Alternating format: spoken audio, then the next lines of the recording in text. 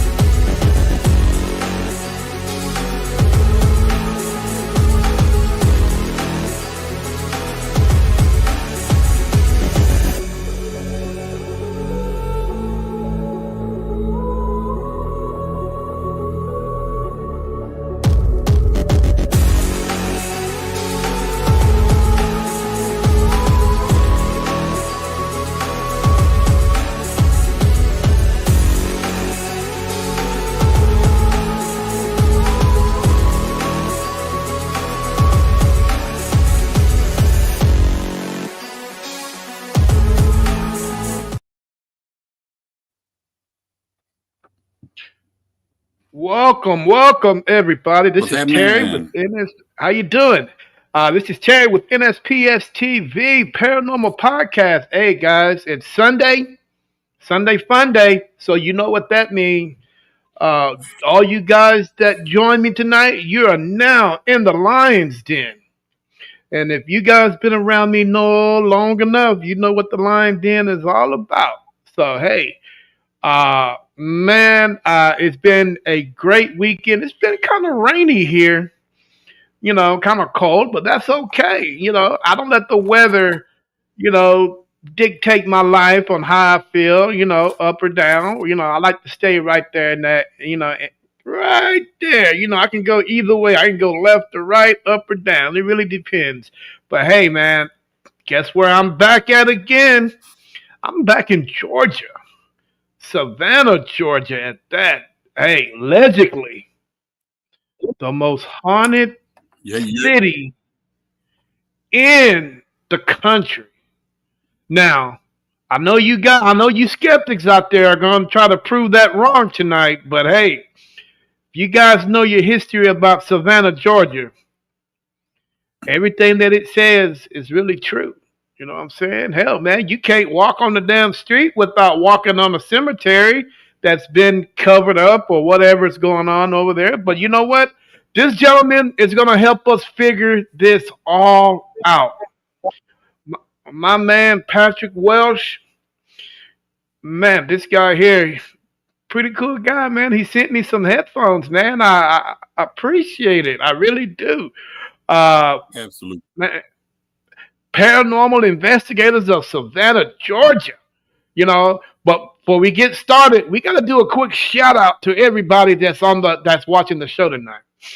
All right, hey, the list is long, but we're gonna get through this. All you guys are watching us from different platforms, from Rumble, Instagram, Twitch, YouTube, Facebook page, and my podcast show. I'm not even counting the guys that are in international. All you guys that are over there in Japan and in the UK, welcome to the show. I know it's a little early over there and it's a little late in the UK, but that's okay. I don't mind at all. You know what I'm saying? But hey, we're gonna have some fun with this. I'm excited with this young man. I'm gonna pick his brain, see what he's thinking about, see how he's feel. Hey, I want to know everything. I want to know does he drink 1% milk, 2% milk? I mean, I want to know everything. But with enough said, Patrick, introduce yourself to the world, man. Hey, everybody. It's Patrick with Paranormal Society of Savannah. I am the lead investigator. I am one of the founders. I'm a fifth generation Irishman. My folks got a hold of some bad potatoes and decided to leave Ireland and come on over. We've been here ever since. And yeah, we love Savannah, man. And we're just excited to be here, man. Thank you so much for having us. Yes, sir. I appreciate it, man. If you guys watch my podcast show, you guys know what I'm really about. I am an out of the box type podcaster. I'm not going to ask you guys any of those silly little questions that podcasters ask you. One thing about my podcast, man, you never know what's going to come out of my mouth. I mean, that's what it's all about. You know what I'm saying? Exactly.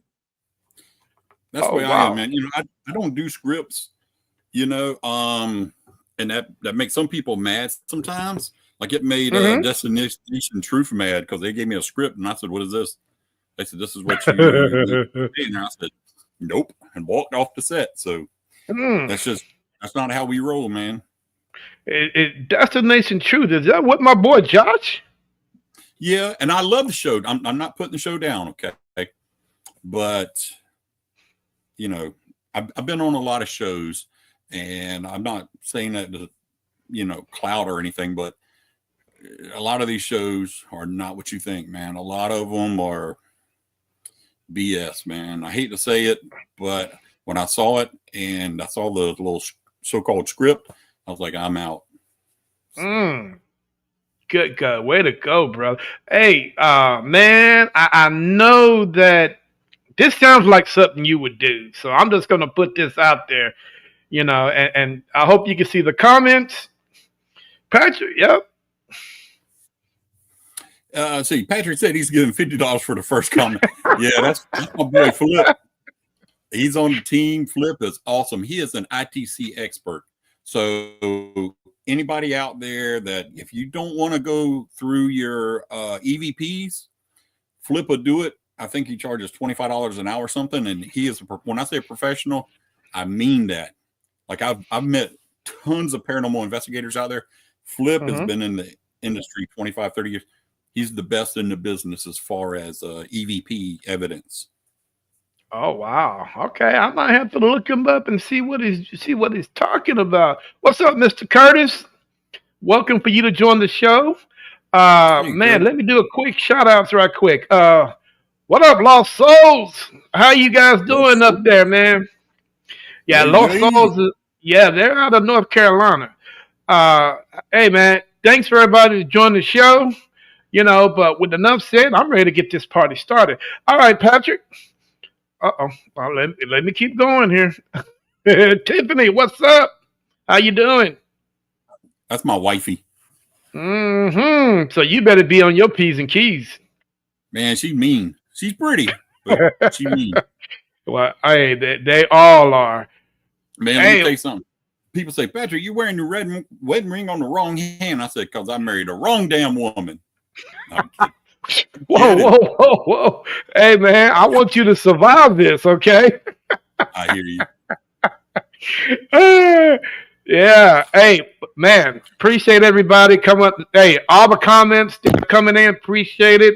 But you know what? I'm eager to see what this guy. We just gotta talk. Pick each other's brain for a minute. So hey, I'm gonna ask you a bunch of questions, brother. Some it's gonna be pretty much, about you and your team. But as time goes, we'll get a little bit further in depth on where you think the paranormal has been and where it's going. The whole scientific aspect of it, and of course, the religion aspect of it, because some of those intertwine with with what we do. So, but with the first question of the day, man, why did you get yourself involved with such a dangerous? And a lot of people think paranormal investigators is not dangerous, but it's me from 1 to 100. The one being the most dangerous. Man, I gotta put that at least in the top 20 as probably one of the most dangerous professions that people can do. What do you Yeah. think? Well, I think so too. I think, it's on the top 5 list of taking a spooky doogie whenever you're on an investigation because you got to think about it. You go into a haunted location, even if it's not haunted, right? Say there's an old abandoned jail. It's an old abandoned building. Supposedly this and that happened. And you're in there by yourself in the dark, in the basement with nothing but you and a little EVP recorder or your little camera. That's it. Man, you got to have some balls to do that. You don't, and I'm not saying it, but let me tell you, I'm the biggest chicken on the team, right? Ass and elbows from this white boy whenever something goes down crazy. Oh yeah, man, I'll be going, man. But I got into it, man, when I was young. My mom's side of the family, big time into paranormal stuff, right? Always scaring you and all this and that. When I was 6 years old, I spent the night at my grandpa's house, and he was born in 1899. And yeah, he was like 30 years older than my grandma. And he didn't even know Viagra, boy. I think they had like 13 kids or something. Anyways, so we'd always have breakfast in the morning. So I was about 6 years old. And a couple of nights, this guy would visit my room, and he was just mean looking, right? And so one morning I came in and I wasn't real talkative, and I was drinking coffee with my grandpa. And it's the kind when you pour it in the saucer and you blow it, and you drink. That's all we did back then. And that's the first time I started drinking coffee ever since. Anyways, I said, why do you keep coming into my room trying to scare me every night? And he said, son, I don't come to your room and scare you. I said, well, somebody does. He said, who? I said, some man. And then, of course, he was getting uptight, like, what? He was going to go for his pistol or something and search the house. And he said, well, what did he look like? So I told him. And he said, son, are you sure? I said, yep. He said, you just described my daddy. And I said, well, where is he? And he said, he's been dead for almost 60 years. And I said, well, how'd he die?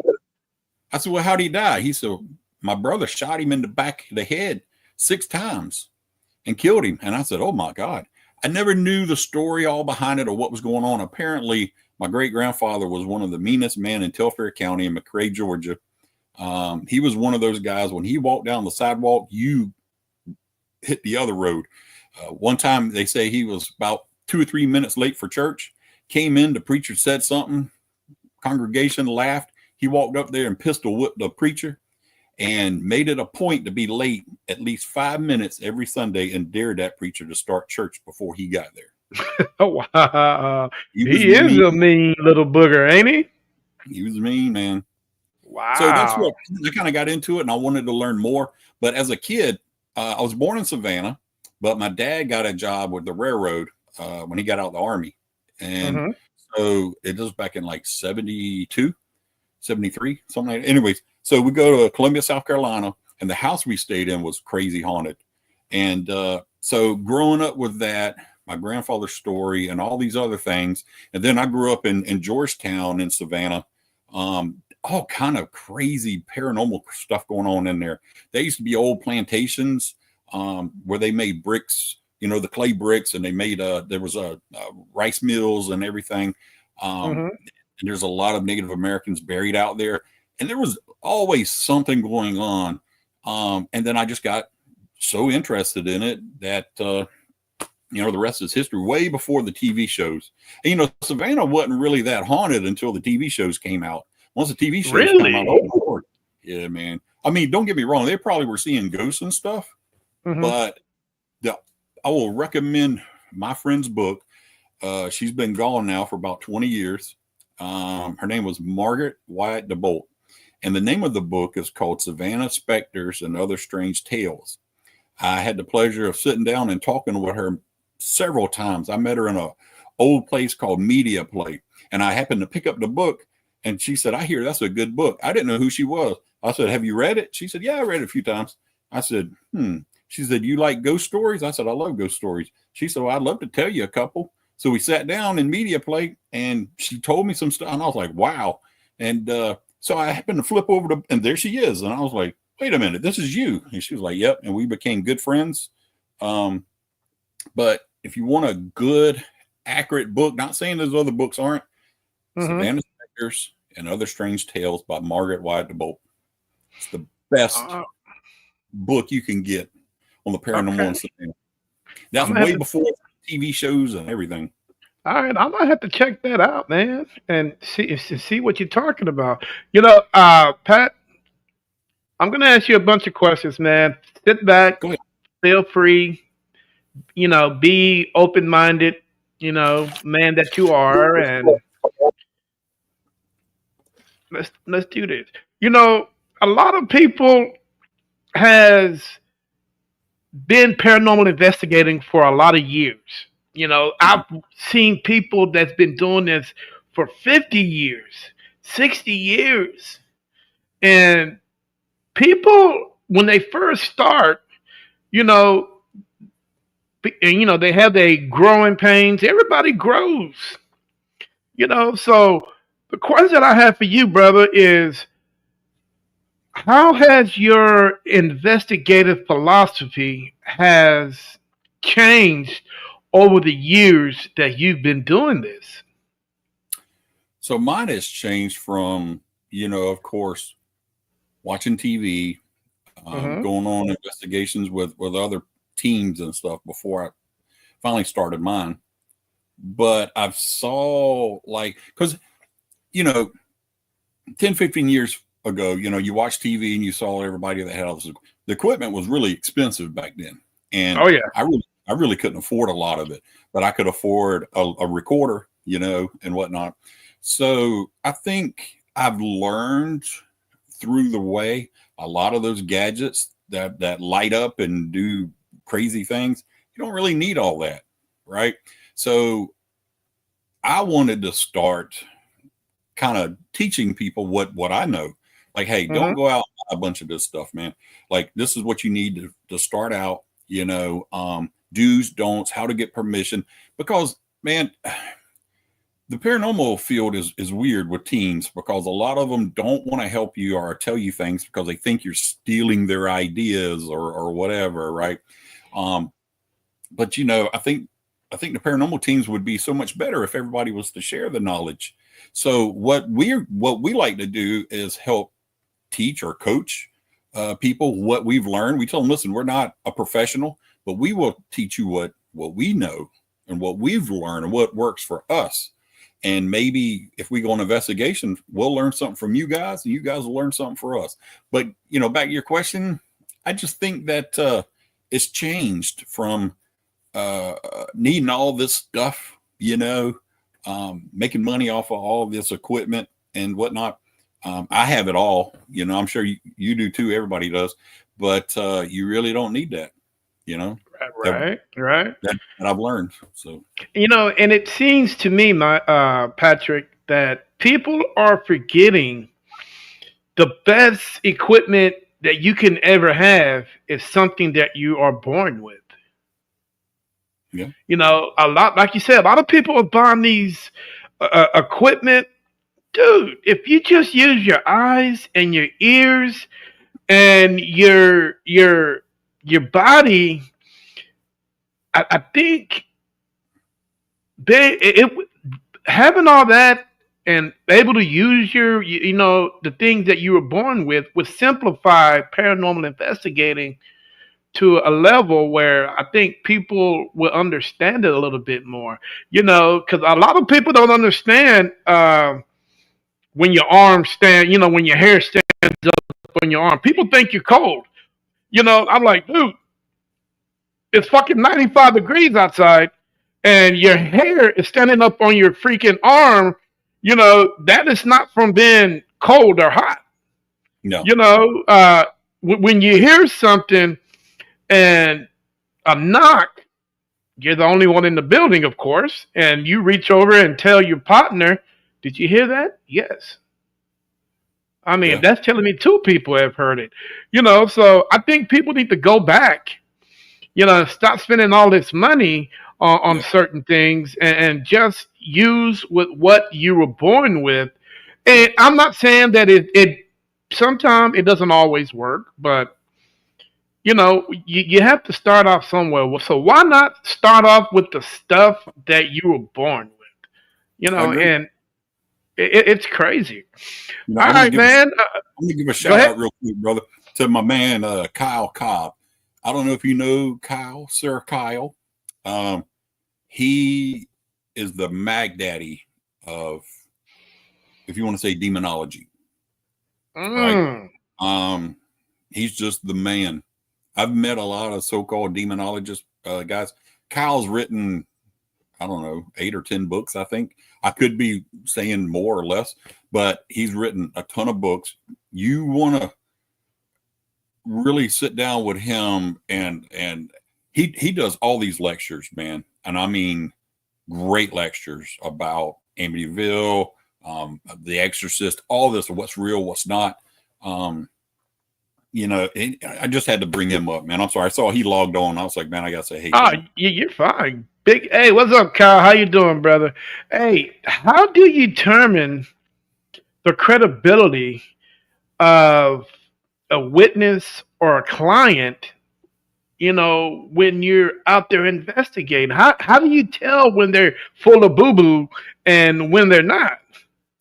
Um, they're either been drinking, they do drugs, are they really not making sense? You know what I mean? Like gibberish type. If that makes sense. Let me tell you, man, when we first started doing it as a team, we went to this guy's house, and this guy was a French fry short of a Happy Meal. I mean, Oh, he damn. was not there, man. And the only thing haunted about him was his ass, because he farted on my dad. And I'm telling you, man, I try to do a decent report. I send it to him. Hey, man, I don't think anything wrong. The dude was just on pills or something, man, because we found all these pills in the house. And I'm like, I think we need to get out of here. I think this dude is like not there. You know what I mean? And so Hmm. I nice thing. Of course, he got all upset and was sending me all this stuff. And I was like, man, he claimed there was a demon in his house. The only demon was in your ass, man. So, it's, you learn once you start doing this, like to pick up on people. That's why I Hmm. never go and meet people. I always like to do a FaceTime with them. So I don't know. I'm a good judge of character. I'm not the best, but 9 times out of Hmm. 10, just talking to somebody, you got to use your instincts and stuff when you do this. Oh, Don't just yeah. rush because you want to go investigate whatever they're telling you. Um, I don't know, man. That's just how I am. You know what I mean? I usually got a good sense on what's going on. Okay. I mean, you mentioned Destination Truth. One of my favorite TV shows. I admire Josh Gates because I think that he leaves it up to his audience to decide whether something is haunted or not. I might be wrong since you've dealt with him on a personal level. Uh, but with that being said, we're going to zoom over to Hollywood like I do everybody. And I want your take on what you think about Hollywood and the way that they treat, how they handle, you know, people in the paranormal, paranormal situations, just everything paranormal. Did they get it right? Is it right? I'm gonna tell you, man. In the beginning, when the paranormal shows were out, the first 4 or 5 years, I think it was spot on, right? Ghost Hunters, Ghost Adventures, all these guys, right? Everything. I think they were spot on.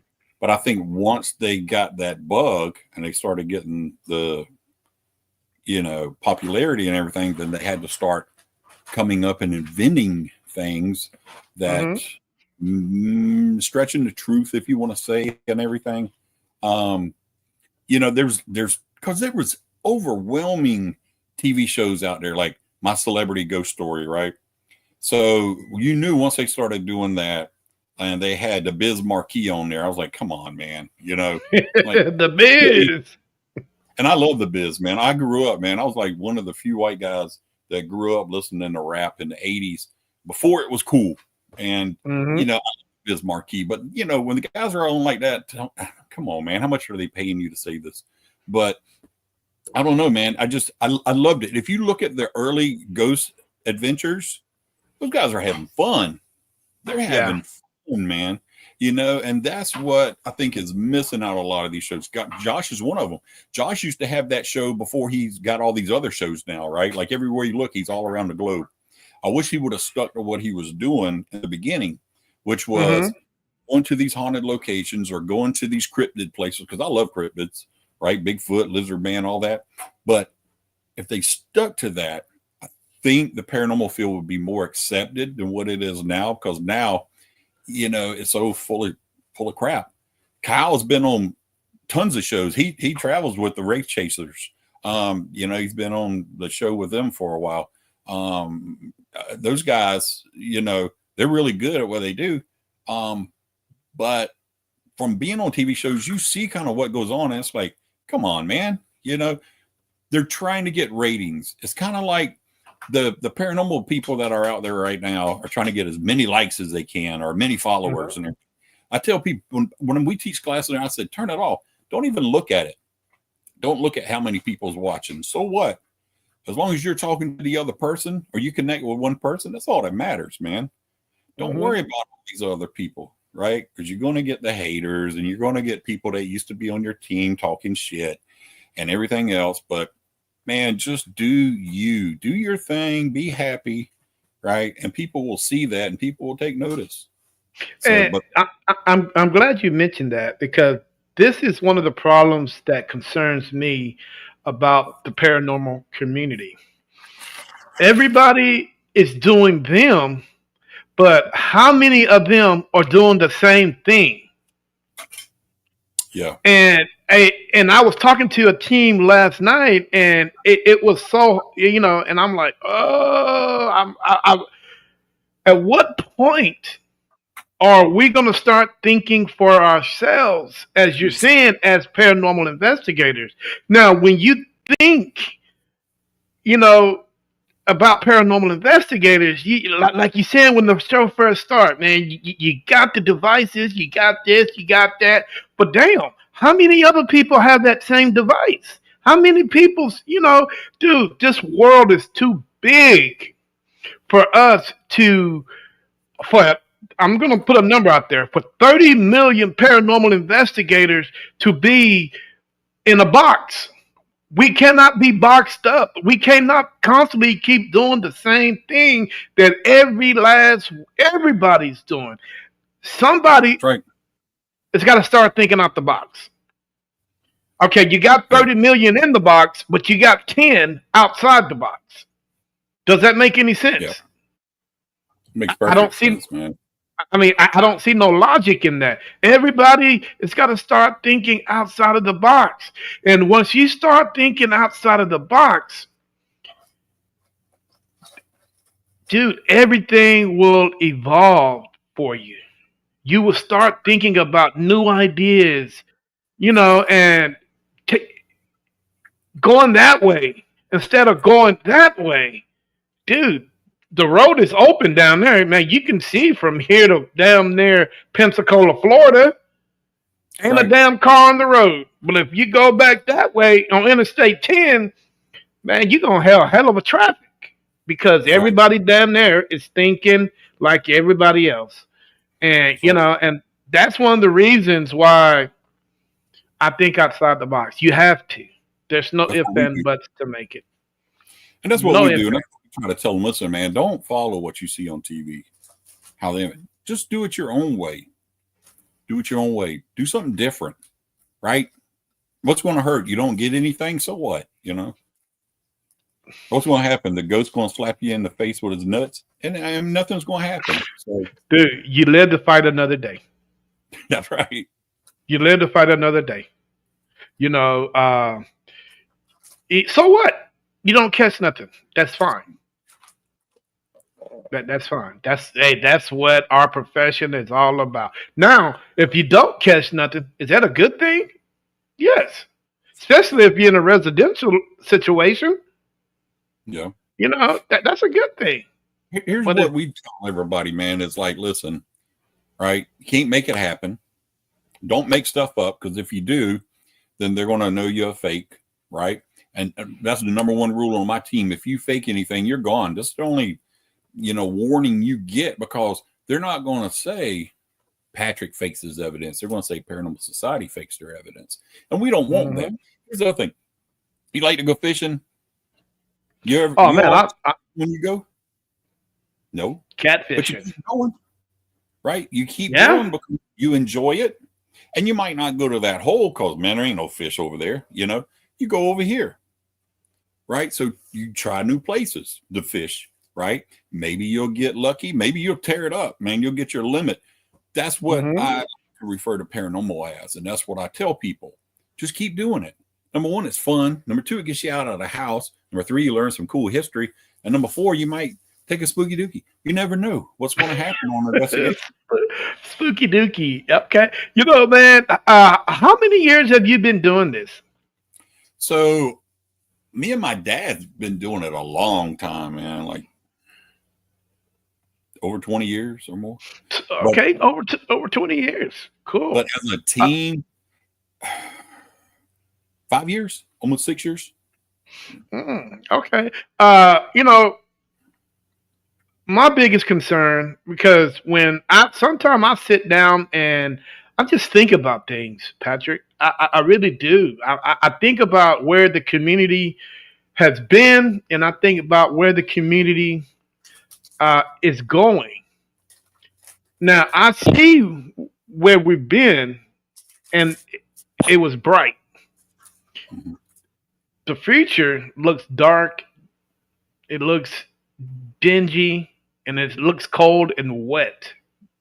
Can you tell me why it's looking like that down there? Yeah, because everybody likes the attention.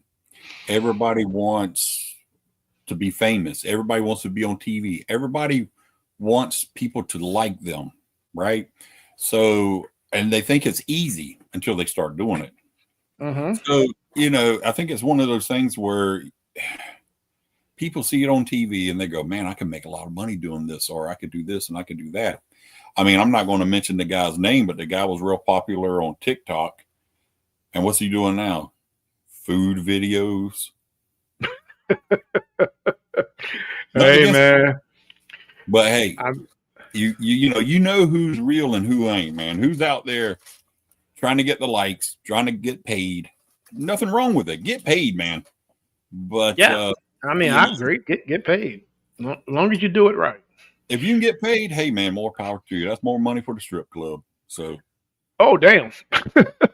Okay. My biggest concern, Patrick, and I've not talked to this on everybody on the show. Everybody that come to on my podcast because it's such a big concern. Yeah. My concerns is about the younger generation of paranormal investigators that are out there that are coming up. They're necessarily not doing it now, but the ones that are going to eventually take the role once we pass on, and so on and so on. Now, the way Hollywood present themselves, we know the BS when we see it and we hear it, but the young ones don't know the BS because they are not aware of it. You know, they don't see what's going on. So automatically, they're going to run to the taps, to the taps. They're going to run to Ghost Adventures, all the syndicated stuff that's out now. I had big concerns with taps because I think they were genuine at first, but once those ratings went down a little bit, you got to start coming up with some shit. And that's why I got into it with an argument with somebody a couple of weeks ago over that. The worst podcast I ever had. Oh, so with that being said, dude, with these young kids watching this, and we all know, like you say, it's boo-boo. It's definitely boo-boo. What do we need to do to make sure these kids are on the right path? Make sure that they understand what they're looking at. It's not real. It's fake fiction. So they won't. So they won't, go down that path of thinking, well, I can just fake this, man. I can just fake that. We want to teach these kids to do it right. you do exactly what you're doing right now on this podcast. Spreading that word, man, and telling them. In our classes, we allow younger people on there, and we teach them in the paranormal classes. We even teach paranormal junior classes, right? And we try to tell them, listen, what you see on TV is not real. A little bit is, right? You get an hour show, right? You get 20 minutes of commercials, 30 minutes of them walking around or telling you history or getting background. And then you get 10 minutes, and then what happens? They're gone. And it's like, wait a minute, what happened? You just going to leave these people hanging here? You going to let the ghost come and get them? You know, like, you know, it trips me out. Like the one show that had the psychic and the detective guy, and they're like, oh, you've got this demon in your house and blah, blah, blah. And I'm like, what do I do? You need to call a shaman. I tell you what, you're sitting in front of me. Why don't you call a shaman and tell them to come get the hell out of here? You know what I mean? It don't make sense. Let me tell you, what about the paranormal show that used to be called Ghost Bait, where the person contacted them and was like, oh man, I got to go in my basement and it's doing this and this and this. And what they do? Put a knapsack or a pillowcase over their head, sat them down there by themselves, and wanted them to taunt this ghost to come. Are you crap your damn mind? There ain't no way, Jack. If I'm telling you something is messing with me and freaking me out, you think I'm going to sit in this place all by myself down with a bag over my head? Right. Yeah. That's crazy. Now, David and Irene, I would like to add, because you guys mentioned something. You guys said teach them to do it right. Teach them how to debunk everything. But guys, we have to think about this. Let's think about this for a minute. YouTube knows all, sees all. These kids are watching the YouTube. So with YouTube being out there, it's going to be an uphill battle either way. You know what I'm saying? Because YouTube, man, come on, how many kids watch YouTube? All you got to do is press something in and it shoots up. Yeah. You know, so I'm all agreeing with teaching them the right way, and we can do as much as we can. But I think it's an uphill battle for the simple fact there is so much social media out there, and they're dealing with so much social media that I think that it's just going to take over. Yeah. You know what I'm saying? You have to. I really do. Man, let me tell you, we've got a couple teenagers on our team with their parents, and they are some of the most awesome kids. Hold on. You okay? You there? Yeah. Okay. They're some of the most awesome All right. kids. So that's why we need more clairvoyant people together as we take care of business. I totally agree with you. You get a couple kids like on our team, and that's a start. Those kids will tell the other kids, and the other kids will tell the other kids, right? And then it just snowballs effects. Yes, I totally agree with you, David, on that one. But it's gonna. I mean, to me, it's an uphill battle. You know, if everybody took social media out of their life, and I think it will actually get good at that point. Yeah. I mean, that's all you can do, man. You know, you can try to teach them. Like I say, once you're teaching them, hopefully those kids will teach the other kids. That's not the way to do this, man. You know, because you got some really cool kids out there that are really interested in this. So the other ones there, you know, there's these two kids. There's a couple kids that always want to go ghost hunting with us. And I'm like, why? And they're like, oh, I watch on YouTube this Kobe and whoever or whatever guy. And I'm like, who are they? Never heard of them. So, you know, that's what they're watching. They're watching these young guys on there doing it. Oh, I could do that. And then what happens? They end up getting found out that they're faking all their evidence and everything. Mm-hmm. And like I always tell people, everything goes downhill. Everything. Yeah. Once that starts going downhill, it's going to go from one generation to a next generation to the next generation. Can you imagine the generation after these kids here? Mm-hmm. What paranormal investigating is going to be like if they continue doing what they're doing?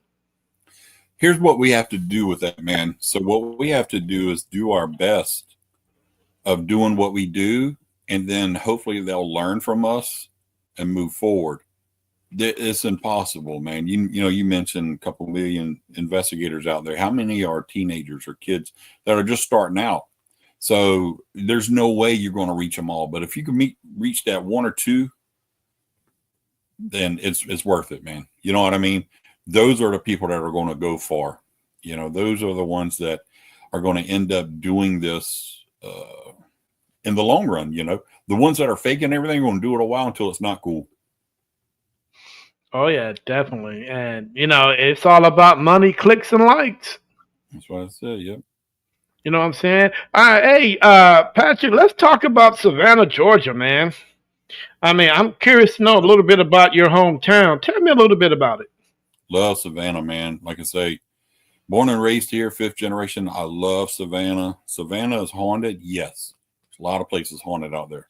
But a lot of the places that they say are haunted, it's not really haunted. Yeah, it might be, a ghost here or something like that. But a lot of those people that are pushing that are a lot of the tour guides. Nothing against these tour guides. I love them. That's how they make their living. So, of course, they're going to, stretch it. A lot of the bed and breakfast places and everything, yeah, they're going to push that. Why? It sells more beds, especially in the off season, right? So, with that being said, Savannah is really haunted. When they first came over, they were just burying them everywhere, man. Right? Everywhere. When I mean everywhere, basically downtown. And then as Savannah started getting bigger and bigger, and they would dig up a lot of stuff, they'd stop. I think as much as about 8 or 9 months ago, they had to stop on Broughton Street because they dug up a bunch of bodies and stuff. And then, of course, they want to downplay it. So they say, oh, it was a dog. It wasn't no damn dog. Come on, man. But they do that a lot. And because they're so used to finding this stuff, city workers, and there's so many tunnels downtown everywhere that, it's, I don't know, man.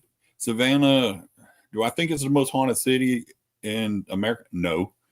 I don't know how they got that name. No. I think it's haunted, but I think there's other cities out there that are more haunted than we are. So Interesting. New Orleans, Now, Charleston. yeah. Dude, you Let's gotta think talk about it. about. Voodoo. Yeah, I mean, it's crazy. There's a lot going on over there, especially in Charleston. Mm-hmm. Now, you guys, yeah, it's crazy because you guys are smack down in the Bible Belt also. How does those people Kinda. react towards what you do? Savannah's got a lot of Catholics, right? My my dad's side of the family was Catholic, but my grandma was the type. She was like, "Oh, there's only one ghost, the Holy Ghost," and blah blah blah. Okay, whatever. But then my mom's side, they was, oh yeah, man, there's ghosts everywhere. Oh, there's a ghost in there. Oh, the hag got me. Oh, the boo hag got me. And everything. Man, I don't know. Yes. We're not really the Bible Belt. If you go downtown, there's a lot of the churches and stuff where the ceilings are painted blue or they've got blue roofs and everything. It's called Haint Blue to keep the evil spirits out. A lot of those have been way back before the Civil War, or, and whatnot. But as far as, the Catholics have to be careful. With what they say, there's been 1 or 2 known exorcisms in Savannah. And I will tell you this. So we used to own a coffee shop in Midway, which is about 30 minutes from Savannah. That's a Bible Belt. Some people did not want us there. They thought we were conjuring up grandma and stuff. It was a lot more open-minded because it's a business, right? So, you go downtown, man, it's open, especially with SCAD being there. Those SCAD students, man, they open for anything. So with that being said, and Savannah, one of the most, and all these ghost tours, everywhere you look, there's a ghost tour, right? I don't know. Savannah really takes it to it. I don't think it's really, you do get those preachers here and there, that'll say, hey, that's devil worshiping, or the Bible says this and everything. I'm like, okay, if the Bible is whatever you want to interpret to. Do I believe in God? Yes. Do I believe in Jesus Christ? Son of God? Yes. But I'm not going to let you sit there and preach to me what you want me to think as far as the paranormal, right? So, I don't know. Okay. See, she's Catholic. She's told not to do exactly. I'm a Freemason. The same thing was told by the Catholic Church, by the Pope. The Pope said, what do y'all do in those meetings? And he said, are you a Freemason? No, I'm not. Well, I can't tell you. Oh, if you can't tell me a man of God, then it must be evil. And next thing you know, it announces. That's why you don't see very many Catholics that are Freemasons. So, you gotta look at it too. Church is all about money and power, man. Doesn't matter what, just money and power.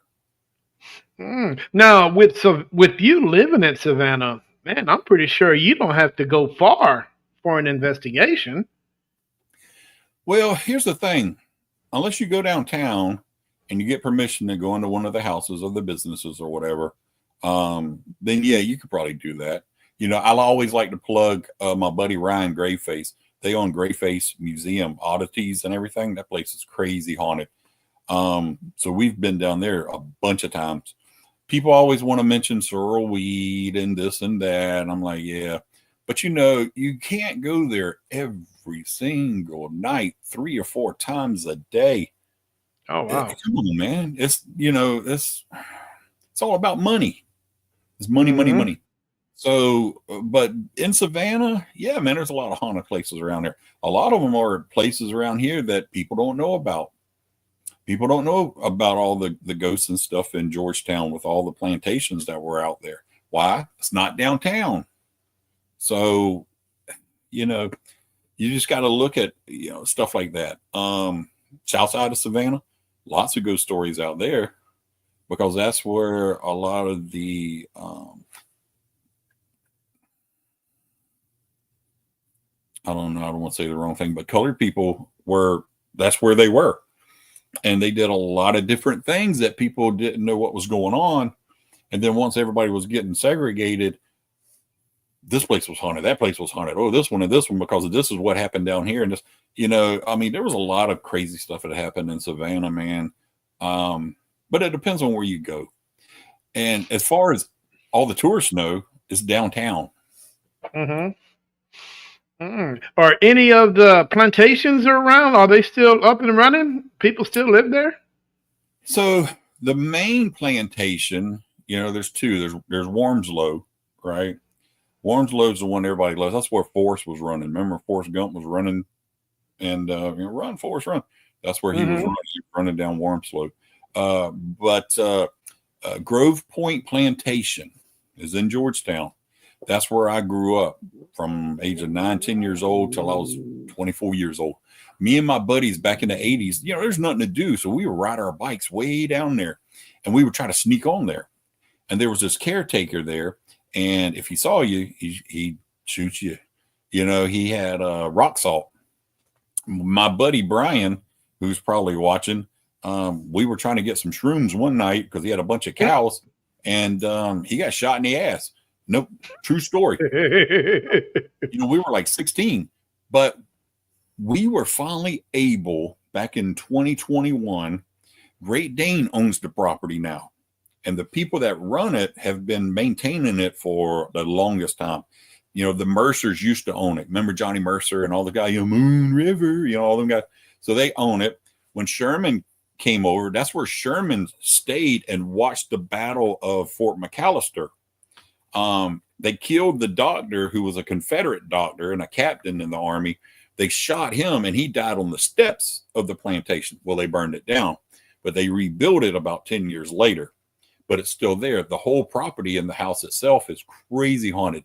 There's an African American cemetery way over by the marsh, right? And people go, "Oh man, it's haunted, it's haunted." Yeah, whatever. Well, we got a chance to investigate it, and let me tell you something. It was very haunted, very haunted. There's some sort of little evil presence that's around there. We don't know what it is, but it kept telling us to come this way, walk this way, come this way, and everything. And we didn't. So we had set up some cameras, and then we found out why it wanted us to come that way. There was about a 10-foot alligator that was right over there waiting on us. And Oh, wow. thank God we didn't go over there.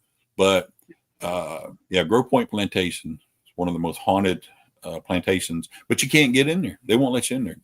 Great Dane won't let you. I guess money talks on that too, huh? Well, you know, we told them, hey, listen, we grew up here as kids. We used to sneak on the property all the time. And we told them, hey, listen, we just want to come out for a night, do an investigation. And they said, yeah, that sounds pretty cool. We got to do it. And we got some evidence, got some cool stuff.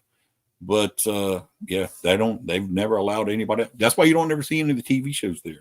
They don't want that exposure because they entertain a bunch of clients there. It's real ritzy now, right? Ritzy. Yeah, I don't like that word, ritzy. Ritzy means you got a little money. If you ain't got, you got that old money. Oh yeah, you know one of the things in Georgetown, Lizard Man. You know, back in 1987, I saw the Lizard Man. Me and two friends, and people thought we were full of crap. And then it was on TV 2 months later, and he was in Bishopville, South Carolina. I didn't know this. I was doing a podcast here in Savannah, a really good one called The Underground Savannah, and Chris was like, "Oh, JT saw the Lizard Man." I was like, "Really, you did?" He's like, "Yeah." I'm like, "Well, where'd you see him at?" And he was like, "Oh, I saw him in Georgetown." I never told these guys anything, and I was like, "You kidding me?" So I said, "Man, I thought I was the only one." He goes, "Oh no, there's a bunch of us that saw the Lizard Man in Georgetown." Described it the same way as I did. I don't know. Saw him one time. Yeah, it was scary. I love Chris. I would have offered him a beer. Say, "Hey man, you want to come hang out with me? Here's your beer." Yeah. You know. And all right, well, tell me a little. Let's talk about a little bit about your team. Yeah. You know, your organization. How many members are there? Right now, there's about 12 of us. There used to be almost 50. 50. Now, yeah, and that's my mistake. You know, when you do this, you got friends of friends that want to join, and this one's really this and this, whatever. Anyways, I know you had a person that was on your podcast a while back. Not gonna mention their names, but you know, I taught them almost everything they know, and you know, good luck to them, whatever. But there was so much drama between these team members that it just got out of hand. And then me being a bad guy, being, you know, I had to get rid of them. I had to get rid of this person. Goes, you know, these people that like this one. Well, what's going on, man? I don't know. And then, of course, being the founder, you have to do things you don't want to do sometimes and let them go. Next thing you know, you're an asshole. You're a douchebag. You're what? Yep. Okay. Whatever. I'll take it. So that being said, there's about 12 of us now. I really cut the team a lot. There's me, and then there's my senior case manager, Mindy. Then I have another case manager, Megan, who's awesome. My dad, Pat Senior. I got my brother-in-law, Flavor Dave. He's the one. I got Jennifer. Oh God, Flip that you just saw. I got Carla and a couple of other. I mean, you know, I know I'm missing a couple. I don't mean to, but yeah, it's about 10, 12 of us now. But we like that because another problem was when you went on an investigation, you had this one that got pissed because they weren't able to go here. But what we did was we had an A team, a B team, and a C team. The A team was the ones that are always there doing research, trying to find places, doing the work. The B team was almost there, right? They were doing all this stuff too, but they just quite went there and hadn't been on the team for a year yet. The C Mm-hmm. team are the ones that joined this because they've been watching it on TV and they thought it was going to be fun and they were friends of a friend. So we had to get rid of all that. Mm. And so now, just 10 or 12 of us, and it's so much easier. You can go on an investigation with 4 or 6 people, and it's awesome. Man, too many people. You dealing with different personalities, different attitudes, and ooh, man, it can be a pain in the damn neck. Yeah. Or Trust you me, get I have. those couple of people that join and they want to start their own team and they start, pulling them people away from you that were supposed to be your right hand person. And you're like, what Mm-hmm. the hell, man? We've known each other, 30 years or whatever. Really? It's like, okay, well, good luck to you. So, Yeah, man, loyalty. There's no loyalty in this world, man. The yeah, only loyalty, well, no, you. There's no loyalty out here. I mean, man, if it's one of those things where, man, you have to wear that bulletproof vest because you never know when you may get shot in the back. You know what I'm saying? But yeah, it's crazy. All right, man. When you guys go and investigate, and sometimes it's better off to, like you say, break it down. You gotta, just break it down because I realized on an investigation, the more people is not the best thing. nope. Less people are the great thing. And I had to learn that. You know, I was able to do something, accomplish thing. And Oh, I agree. okay, you know, but Man, here's the thing, we would try to do it to where it was like, okay, you 4 go from 2 to 4. You 4 go from 4 to 6, or it would never work out because this no, person wanted to investigate what that's not what it's about. Go in there and do your thing, right? Split up. But then that's the other thing, man. You got people wanting to do their own thing after a few months and everything because and it's like, listen, it all works together if you just follow what we do. You know, yeah, if you want to start your own team, cool. But there's a way to do it. Come to us and say, hey, I want to start my own team. Don't just leave and talk a bunch of shit and everything, man. All the paranormal drama and whatever, you know. Because I'm mm, telling you, man, I'm one of them. We down here in the South. You get your ass kicked. You talk too much shit. That's what it is. So yeah, you ain't lying. Well, I'll drop you like a bad habit. You that's right. know, but hey, I mean, Savannah, dude. Uh, we're gonna go back. Allegedly, I'm gonna use that word allegedly. Yeah. That everything is haunted. Now, the one people that really knows is the historical society. Have you guys contacted them? Have you been in cahoots with those guys?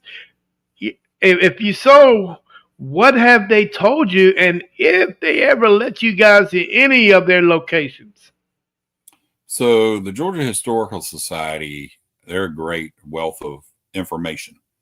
They don't really want to get into the paranormal, right? They'll tell you when the place was built, supposedly how this person, if they died or whatever is going on, the history of it. They don't really want to get into that. If you notice, they're kind of like park rangers, right? Mm-hmm. Good luck. You go to a federal park, right? Like Fort McAllister or Fort Pulaski or whatever. They were like, hell no, you ain't coming on here doing that, But if you ask them, hey, have you seen any ghosts? Once in a blue moon, you'll get one of them to go, oh yeah, let me tell you. But 9 times out of 10, they'll tell you, oh no, there's no ghosts out here. Really? 1,000 people got killed over there. You telling me you ain't seen one ghost? Not one. Come on, man. Alistair, I talked to a couple of the Rangers a couple months ago, matter of fact. They're like, no. I'm like, really? Your sign right over here, your historical marker talks about the cat that got killed, and it says ghost cat. So look it up. The ghost cat of Fort McAllister. everybody sees the cat. I'm like, you telling me you never seen the cat? Then why did they post this then? You know, it's just crazy. But getting back to your thing, Georgia Historical Society is a great organization. They have a wealth of knowledge. It's great for going and doing your research. They're not going to get on board with telling you, oh, this is haunted, or hey, they'll tell you, oh, that's what they say, because they really can't get into it, man. They don't, you know. It's not, a lot of them are really intelligent, and a lot of them that are really intelligent played a science card on you, you know, like with big. Well, there's so many Bigfoots. How come there's no evidence? How come nobody ever found one? I don't know. Maybe the UFO comes. The hiding seat champion. Maybe Loch Ness Monster comes and he hops on his back and goes wherever. That is crazy. Yeah, man, it's with so much death in Savannah. I mean, there's lots. You know, I forgot the name of that park. There's a park in the middle of the town, and the city. And I heard the city workers were digging up a water main. And dude, they came across so many freaking bones, man. It was unbelievable. And to be honest with you, and I don't think people will say stuff like that just to be saying it, you know, because. So Forsyth Park. So we've had 4 yellow fever pandemics, and they would bury them. They would stack the bodies in Forsyth Park. They got so many bodies that they started burying them in Forsyth Park. And then the tunnels under Forsyth Park that lead from this house or this hospital and that hospital that go underground into the park, they would put them in there and just stack them. A lot of those bodies they put down there, they weren't dead yet. They wheeled them down there or put them down there and they died. I mean, they starved to death or they finally died from fever or whatever. But, you know, and the thing is, with yellow fever, they thought it was contagious, and it's not contagious. They didn't realize until like the 1900s that it was due from mosquitoes, right? Because here's the thing, Savannah would dump all their waste in this one area, right? And people would go that way, and the mosquitoes that were over there, right, was eating the doo-doo, and they would come back and bite you, and then you got all the, you know, yellow fever. They didn't know that's how it was being passed. But Forsyth Park is the one that's the most haunted. Telfair County Hospital is right across. That's where I was born. Is right across from there. And there's still tunnels. There? Yeah, you used to be able to go through the tunnel down there and everything, but they kind of boarded it all up for safety and stuff and everything. But yeah, it's still there. Oh wow, man, how do you feel when people call you a ghost hunter? Does that bother you? Not at all. Not at all, because there's, for some reason, paranormal investigators don't want to associate themselves with ghost hunters. You know, because we all know what ghost hunters do, and we all know what paranormal investigators do. Paranormal investigators goes with the scientific methods, the history, and so on and so on before their investigation even starts. You know, because you go through all that mess. A ghost hunter will just say, "Hey, I'm gonna go check out this library and look for some ghosts." You know, without any background whatsoever. And the people in the in the paranormal community, they're getting kind of fed up with that. Yeah, but you got to look at the older guys too, like the TAPS guys, right? Ghost Hunters is the name of the show. Why didn't they call it Paranormal Hunters? Why didn't Zach name his Paranormal Adventures? You know, so I just take it with a grain of salt, man. If it makes people realize what we do, because a lot of times you'll say, "Hey, I'm a paranormal investigator." People kind of look at you and they're like, "Well, what's that?" You say, "Well, I'm a ghost hunter." You know, and it's not that they're naive. They're just like, "Ooh, what is that?" A lot of people will read it, and that's why I have ghosts, and that's the city of Savannah on my logo. But I have the ghost coming out of the city hall. People see, I go through the drive-through. People see my magnets and everything. Go, "Oh, Paranormal Society. Oh, you guys. Oh man, y'all hunt ghosts and stuff." It doesn't bother me. right? I don't know. It just don't bother me, man. You know, How call me a many? ghost hunter. How many teams are in Savannah that you know of that you can count on your fingers? I will tell you this: there's about 4 or 5 that came from my team that have their own team, so I know they exist. But then there's a few others, man. There's this guy, man. You got to check him out. His name's Ryan Dunn. Man, he is awesome, and him and his wife and stuff. He's written several books. He's one of the most accurate guys out there as far as paranormal hunting. And we'll tell you, there was a show called Paranormal Witness. Mm-hmm. Uh, was it Paranormal Witness? I think it was Paranormal Witness or something like. Anyways, there was these 3 SCAD girls that were staying downtown in some house, kind of in the hood a little bit. He went and documented everything on it, and the show kind of did a thing. He talks about that to this day, man. It's some spooky shit. But he's one of them guys that he's not going to lie to you. He's the one that goes to Georgia Historical Society like all the time, getting all this information and stuff. He's one of the ones I would say yes. But all in all the now there's a lot of ghost tour people that will say they're paranormal investigators. I don't think walking around downtown putting a cigarette down in front of somewhere and saying, "Look, the ghost is smoking it." That don't make you a paranormal investigator. Oh shit! Oh, yeah, there's a chick that does that downtown. I'm like, are you serious? But there's, I would say there's probably 12 or 15 teams. A lot of them are Mm. less known. Um, with us, we're just known because, we do a lot of stuff. We do a lot of house calls. People refer us a lot. And then we had such a large team at one time that people just saw us everywhere. Everywhere people saw us. So Okay. Besides word of mouth, social media, how do you put your brand out into your community so they would definitely know that hey, we're here, and if you need us, give us a call. yeah. So with the exception of like social media and stuff like that, I mean the news, they always reach out to us, especially when they has October's a big month for that. All the news channels want to do something with us, which is cool. Surrounding areas, but we teach a lot of classes, and we teach a lot of these classes for like hotels and stuff. They'll hit us up and Hmm. say, "Hey, we've got this." Group of 30 people come in and they're interested about the paranormal and whatnot. Would you guys mind coming in? Yeah, no problem.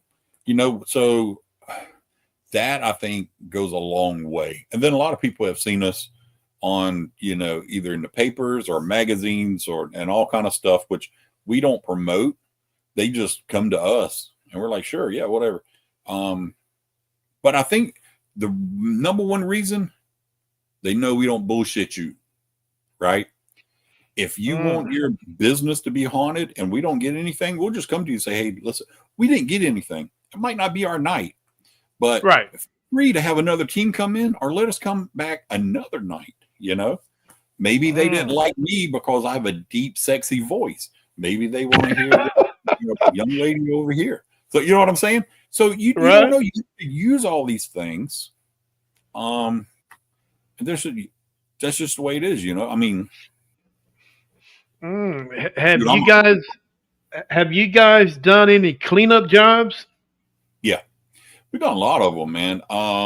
We've done so. I don't know if you know where Tybee Island is. Tybee is our beach in Savannah. It's called Tybee Island, Georgia. Mhm. We've done several out there where a young man, uh, we had to come and do a lot of cleanup there. Then we had a lot of so-called paranormal investigators, other places doing things, but made it worse. We've done things where we were able to help cross over some of the people and things. Yeah, we've done a lot of that stuff. We've done about 350 cases. I would say probably 20, 30 of them was where we just had to come in and clean up other people's mistakes. And it's not that they were intentionally trying to do harm, it's just they didn't know what they were doing, Right. and they kind of got in over the head. Now, me, if there's something that's so-called demonic, everybody likes using, oh, it's demonic. If there's something I think like that, I give Kyle a call or somebody like that that's more experienced. Hey, man, you know, I'm not going to bullshit you. I'm not going to tell you, oh, yeah, I can get rid of this. No, because number one, it ain't coming home with me. My wife tells me Right. when I go out ghost hunting or paranormal investigating, she said, don't bring nothing home. I said, I'm ghost hunting. I'm not going to a whorehouse, So it's one of So yeah, wow. So your wife don't go with you when you investigate? Moody, you go with me? Nope. Well, can she drop in Yeah. into the podcast for a moment? I gotta ask her a question. Yeah, come over here, Moody. Yeah. Now I call her Moody, and that's her maiden name. Okay, So Moody. yeah, her name. But we've been together 31 years. 31 long years. What am I behind you? No, you come over here. Come here, babe.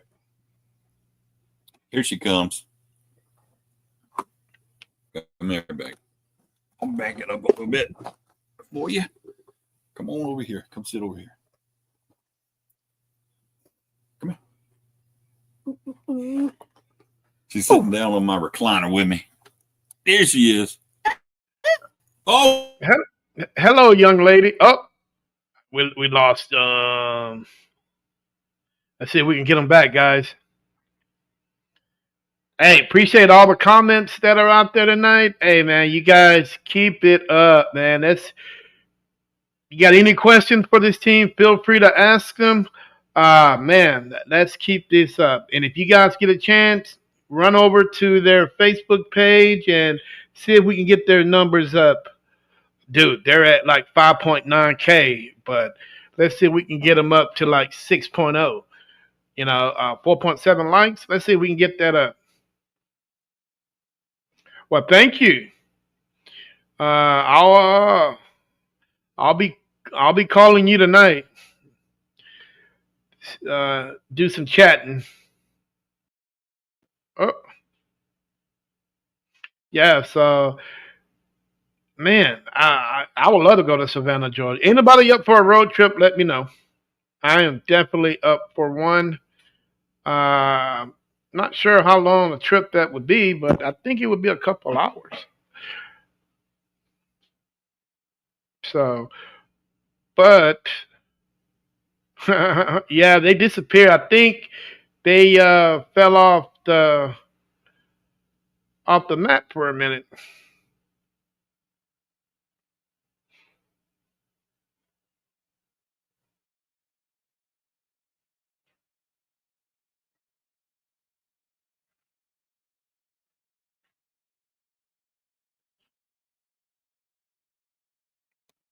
Where they go?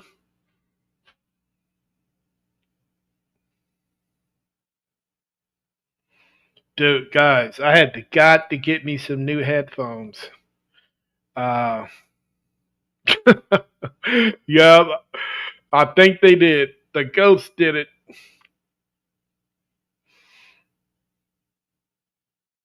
Mm, Typical Moody messing up the program. Oh wow. Well, Flip, maybe. Yeah, they just messaged me and said they're gonna be right back on here in a minute. But in the meantime, hey guys, make sure you head over to NSPS TV Paranormal Podcast. Hit that share, like, subscribe button so you can get all my podcast shows. You don't want to miss anything. None of the action. Everything's unedited, uncut, raw, just the way you guys like it. I always speak from the heart. I don't script my podcast. I don't pre-write anything. I just say what comes up from here and from here, and I just let it all out. You know what I'm saying? Whether it sounds correct or not, I just say how I feel. And most people understand that what's going on, and they understand how see things and everything. But yeah, man, make sure you guys go over there and hit that like, share, and subscribe button. If you're on Instagram, feel free to do same. You guys on YouTube, please hit that follow button. Dude, man, I can go for a triple hamburger pizza with a lot of Parmesan cheese on there. But I went to my doctor last week, and they're not too happy with me because I didn't gain some weight, and I got to get that weight down. So, and some other things that I got to take care of, but we'll figure that out as we go. You know what I'm saying? One thing about doctors, it's just like everything else, it's all about money. You know, they'll tell you what you just to get you back. Oh, see you in 3 months. They get paid in 3 months. Oh, I'll see you another 3 months. Guess what? They're getting paid. So it's pretty crazy, but that's what everybody does that. Everybody. It's not a business out there that is not all about money because it is. You know what I'm saying? So hopefully they'll jump right back on the show, guys. I'm hoping. Flip, if not, you can jump in the show, man. I'll give him. I'll give Patrick 2 minutes. If not, I'm gonna send you the link. See if you can finish the show.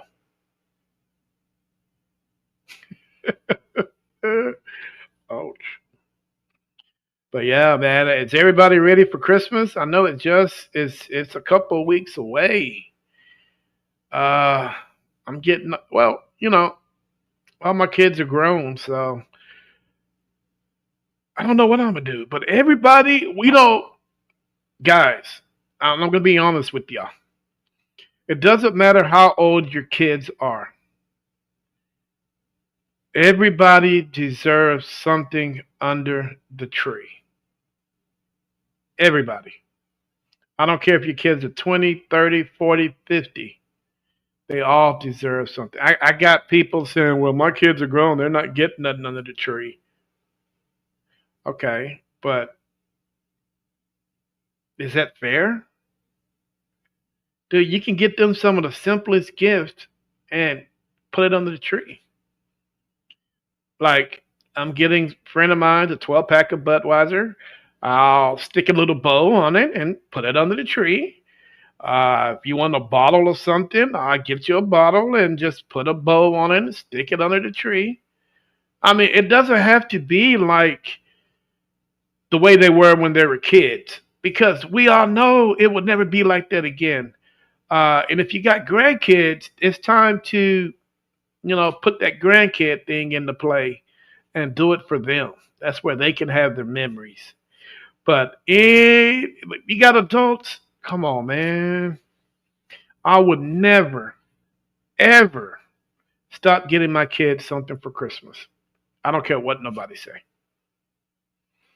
That's my love to my kids, and I've been giving them gifts since the day they were born, and I'm not going to stop now.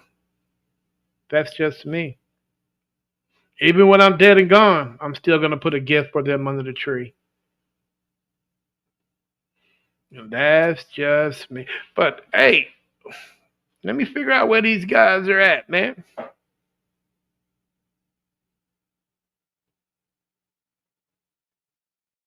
Yo. Uh,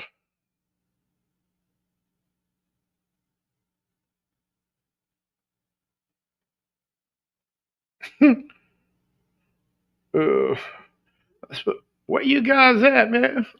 Laugh out loud. But yeah, uh, any of you guys out there in the chat or watching, man, if you got any questions for me that I would love to answer, feel free to put them in the chat, and I would do the best that I can do to answer that for you guys.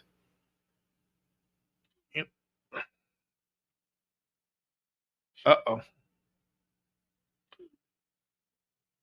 So, anybody want to start this thing off? Okay. Anybody want to know? All right. Well, you know what? I'll start it. I'm from Cedar Park, Texas. I'm a paranormal investigator. I've been a paranormal investigator for a couple of years now.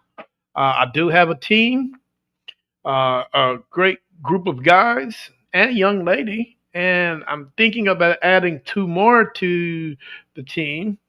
I like small teams. You know, I keep them small. But I also run a podcast show, and I podcast. If we're not investigating on Fridays, I usually investigate Fridays, Saturdays, and Sunday evenings. So, here we go. Let's see, we get them back.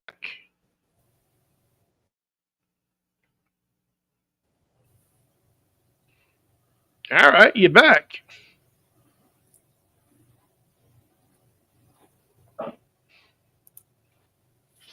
Hey, I think we back. Can you hear me?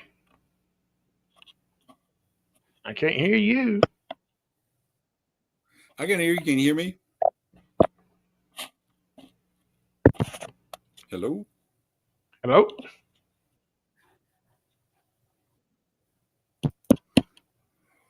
Uh, Oh, there you go again. And this young lady is from Tokyo, Japan. So this is what I want you guys to do. Put in the chat where you're from and what team you're with. Hello? can you hear us? Can you hear me? Still can't hear you. One. Okay. Well, once they get that started, maybe.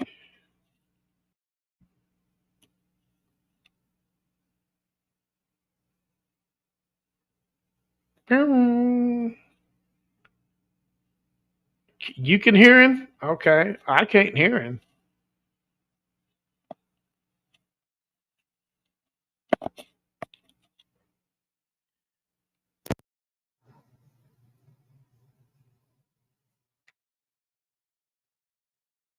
All right, guys. Let's see here.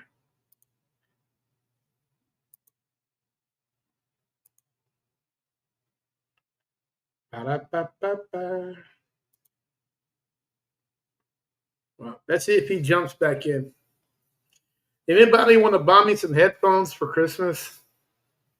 I would take them. It's got to be a mic though. I bought some early in the week, but I don't know. They're not working. So I'm gonna take them back, see if I can get another.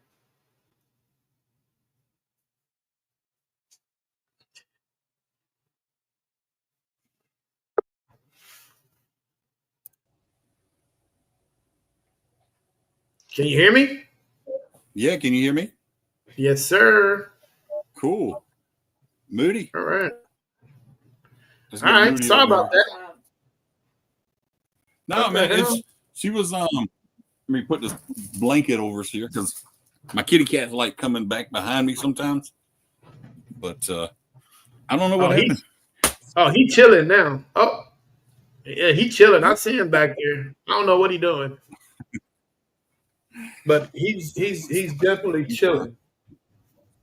Yeah. All right, Yeah, there see, she is. There's Moody. Hi. Oh, my hair looks terrible. How you doing? I'm doing all right. How you doing today, Oh, man? sound like you getting in trouble. Oh no, that's my Oh, son. good. That's my son looking for his Oh, Ethernet cord. He's a gamer. All right, so I oh, got a cool. question for you, and I want you to be Okay. honest with me. Uh, Okay. Saturday mornings, what do you like to do? Saturday mornings, Mm-hmm. I sleep in all You day. sleep in. Yep. Do you ever get a chance to go to garage sales or estate sales where people are selling stuff out of their house? No, because I'm sleeping, and I'd rather do that than But estate have you sales aren't my done? thing. But have you done it before? We used to go to the flea market and stuff. That's even worse. Why do you think people put stuff, sell stuff in flea market? to get rid of it. Exactly. So why do you think people go to estate sales? Probably to find antiques and things like that. No, if you're Something going of to value. if you go into an estate sale, that means somebody passed away and Well, that is true. they're selling their stuff. What about antique stores? I've been antiquing and to an estate sale with my best friend from high school, Steven. We've been best friends for like 35 years. I knew him before I knew Patrick. He loves to thrift. He loves to go to antique stores. They love to go to estate sales. Now, I did go with them in Atlanta to an estate sale, but the person did not pass away. They were moving or something. So he was pretty much getting rid of everything in the house, and he had a company that came in to do it for him. So like you walk through the whole house, everything in his house was for sale. He just didn't want any of it because he was having a new house. Now, So, would you say it's safe to do these things? yeah, I felt pretty safe. Why would you say it's safe to go to estate sales and and people that are getting rid of stuff? I really don't know. I just thrift Okay. store, I've never felt unsafe. Never had anything happen. Haunted objects. I Never crossed your mind, did it? No, it did not.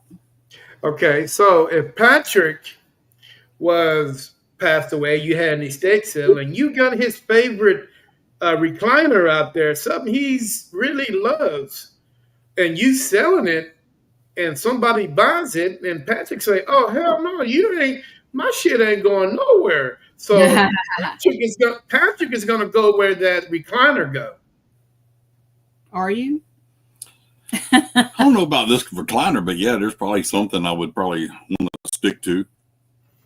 So you got a situation there. So you bring it to your house, and strange things start happening. You're like, man, what the hell is going on? Then you realize I just brought this item in the house. Bam. So now you got a situation going on, and you're like, well, I got to get rid of this item. So you take it to, guess where? Goodwill. Right. We were You just take there it to yesterday. you take it to Goodwill, and guess what? Somebody buys it, and guess what happens? The same situation you had, now they got. Goes to their You know, house. It goes to their house with them. It goes to their house, and it goes so on and so on and so on. So the best way to not even get involved with it is just don't bother with estate sales, because we really don't know what we're getting. Right. But when you go to Goodwill, it could be some of the simplest, it could be a dress. But somebody at one point in time loved that dress. Mm-hmm. Bam, they're going to follow that dress. I'm not saying it happens that way, but it has, everything has the potential to be an attachment where something can attach itself to something. This is true. You know what I'm It's saying? never attached to me, thank God. Huh? Nothing's ever attached to me, thank God. Well, Patrick.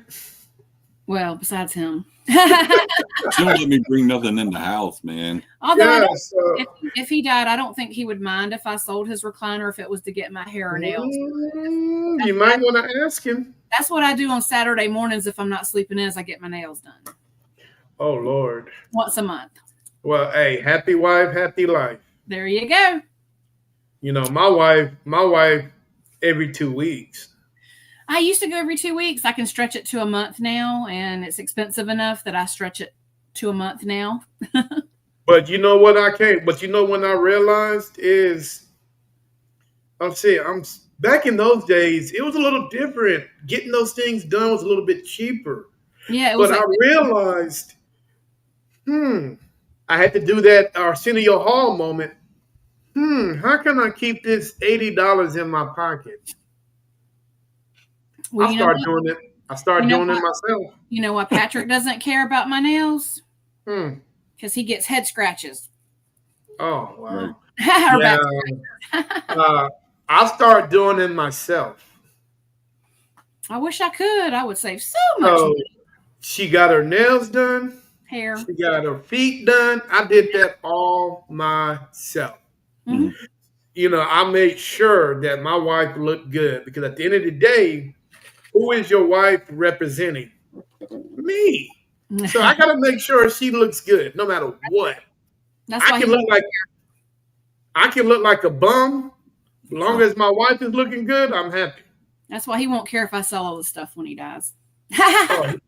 Oh, trust me, he cares. He says that now, but the minute that recliner goes off on a U-Haul truck, he's running. Like, oh, get my recliner back. It's my favorite. My favorite. So, uh-oh. Okay, guys. Now, I'm going to put this up here, and I want you guys to see this. Okay. Her distant relative is on her left shoulder. Oh, this shoulder. Male or female? Oh, let's see here. Can you give me a male or female, Irene?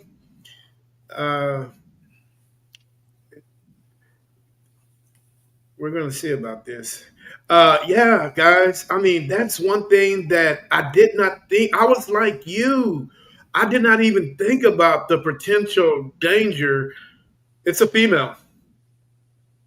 Okay. The distant danger, the danger that going to an estate sale or going to Goodwill or going to a thrift store or better yet a store that sells an antique store. Dude, those things are. Have you ever been in an antique store and you just feel like something's off? Yeah. The air is a little thick and you're like, oh shit, Patrick, we better get the hell out of here. Oh yeah. Because there's always that one potential that somebody in the store,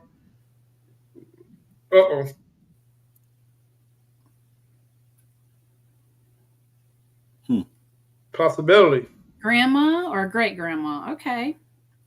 So, Did you know your great grandma? no, my Grandma was 99. yeah, my grandmother lived on my dad's side lived to be 99, but I never knew her parents. They were gone. And then my mother's mother, my grandmother, passed away before I was born. So I never got to meet her. She died when my mother was only 15. So, and my mother was like the baby of 14. So, What? yeah. So back in the day from Claxton, Georgia. My dad was No cable, dude. They had no cable TV. They had the farm and they need hands When to you help got- on that farm. That's why they have so many. Yeah. But yeah, 14 So you're telling me you got 14 brothers and sisters? my mother Your mother had. Oh my and God. they're all gone now. She was the baby of all of them, and every last one of them are gone on my mom and my dad's side. Out of 14, all of them are gone? Mm-hmm. I was the baby of 5. My mother was the baby of 14. So, she was, all of her siblings were way older than her too. And I have siblings older than me. I have 2 sisters that are in their late 60s. I had 2 brothers in their Yeah, her sisters were already married in their 20s when she was born. I was a surprise baby. I was the menopause baby. Well, those happen, man. You gotta do. Hey, no cable TV. You gotta do something. My parents had kids in the 50s, 60s, and then me in the 70s. So, wow, surprise! Here I am. That is amazing. Yeah, so she was the baby, so she was spoiled. She didn't have to do a whole lot. She was a good cook because when her mother died, she had to, cook for her father and stuff. So she was very good cook, and everything. She didn't know how to sew or crochet and all that till she was probably in her 50s or older from her other, older sisters. So, but yeah, she was a great cook. And I said, well, Mama, how did you get to be such a good cook? And she said, well, I just did it for so long. You just learn how to, Ooh-wee. Wow, I can imagine your Thanksgiving. Oh, when yes. Mom was around. Boy, do I miss her Man, it was cooking. so Oh, good. my gosh, I miss it so much. Oh, man. Ooh-wee. So we're not going to go to any estate sales or none of that weird stuff. All right. Well, No, we've got some haunted objects, but they are in storage. They were in the coffee shop that we had, and people wouldn't believe us, and there would be little things that happened in there, and yeah, but they're in storage right now. Oh wow! Why do you guys? I got a couple more questions. I'm gonna get you guys out of here. Why do you think spirits never do the right thing? Well, they never do the right thing. Mm-hmm. like crossover or No, I mean when they make a mess, why they don't clean the mess? yeah, true. That They if never you do the right thing. push a broom, push a mop, Yeah, take the trash out every now and then. I'll be okay with that. No problem. If you make a mess, then you should. How often do you guys see when you got a residential case, or you guys see this on TV where something will fly off the table, Poltergeist, yeah. makes a mess? Yeah, pick it up. Yeah. Pick it up. You made that mess. It's gonna stay there until you freaking get it swept up. I'm not picking up your mess. Broom. Hell to the no, it's not gonna happen. Yeah. You know, it would be easier to say, pick it up. Here's the broom is right there. Yeah. But It's it right never there. happens. Never happens. Never happens. Never happens. And this is just a number, guys. How many? Give me a percentage. What's the percentage of a residential case that you guys have is never somebody outside of the house, but it's always somebody like a family member that's always come and say hello? What's the percentage you guys say that occurs? Probably 50-60% of the time. A lot of times it's whatever happened on the land, you know. Now I will tell you this, like in the city, 9 times out of 10, it's not a family member, but in the country or we call it the country, but it's usually a family member out there. Something happened, you know. I know my mom, my dad, and my brother have been in our house. And I'm okay with that. Do they sometimes scare the kids or the cat or anything? Is the cat the first one to notice what's going on in the house when they come visit? Yeah. Behind us is little Kitty. She's about 9 or 10 years old. She Little kitty. when she was she's right behind me, little Kitty. She is 10. She was the first one to start noticing things here, and Here she comes. because I called her. But her brother, who's been passed away now, 15 years probably, he would always come to the house and cook. And when we had parties, he was always the life of the party. He cooked, he did everything. But he was always in the kitchen, and I would see him in the corner of my eye, and then boom, he'd be gone. And the cats would always notice him because they would go to him. He always, gave him treats and stuff. And I would see him kind of do this thing, like looking up or putting their paws up on the thing there, or like they were being petted, and I could see their ears go down, and I could see them rubbing on something, going in and out. And I was like, I'm telling you this, Timmy. One day, a couple of years later, I told her, I was like, just come here, I was like, and look at the kitchen. And she looked over and she saw him that one time, and boom, he's gone within a second, 2 seconds. I'm okay with it. But I see him all the time when I sit here. I look over and he'll be standing there sometimes at the kitchen. I miss his cooking too. So if he wanted to whip up something in the kitchen, he could go be my guest. Okay. What was your brother's favorite food to eat? I don't know. Favorite food. Oh wow. I really don't know. We ate everything. Yeah. Okay, I'm gonna put this up, and I want you to look at this. Apple pie. No, I mean, Well, her mama always baked and everything, but she didn't ever do apple pies though. Yeah, she did pies and stuff, but I can't remember that. I know his most favorite thing to drink was like those Sonic slushies or what. He liked cherry limeade a lot. Oh man, I thought you were gonna say some of that Georgia moonshine.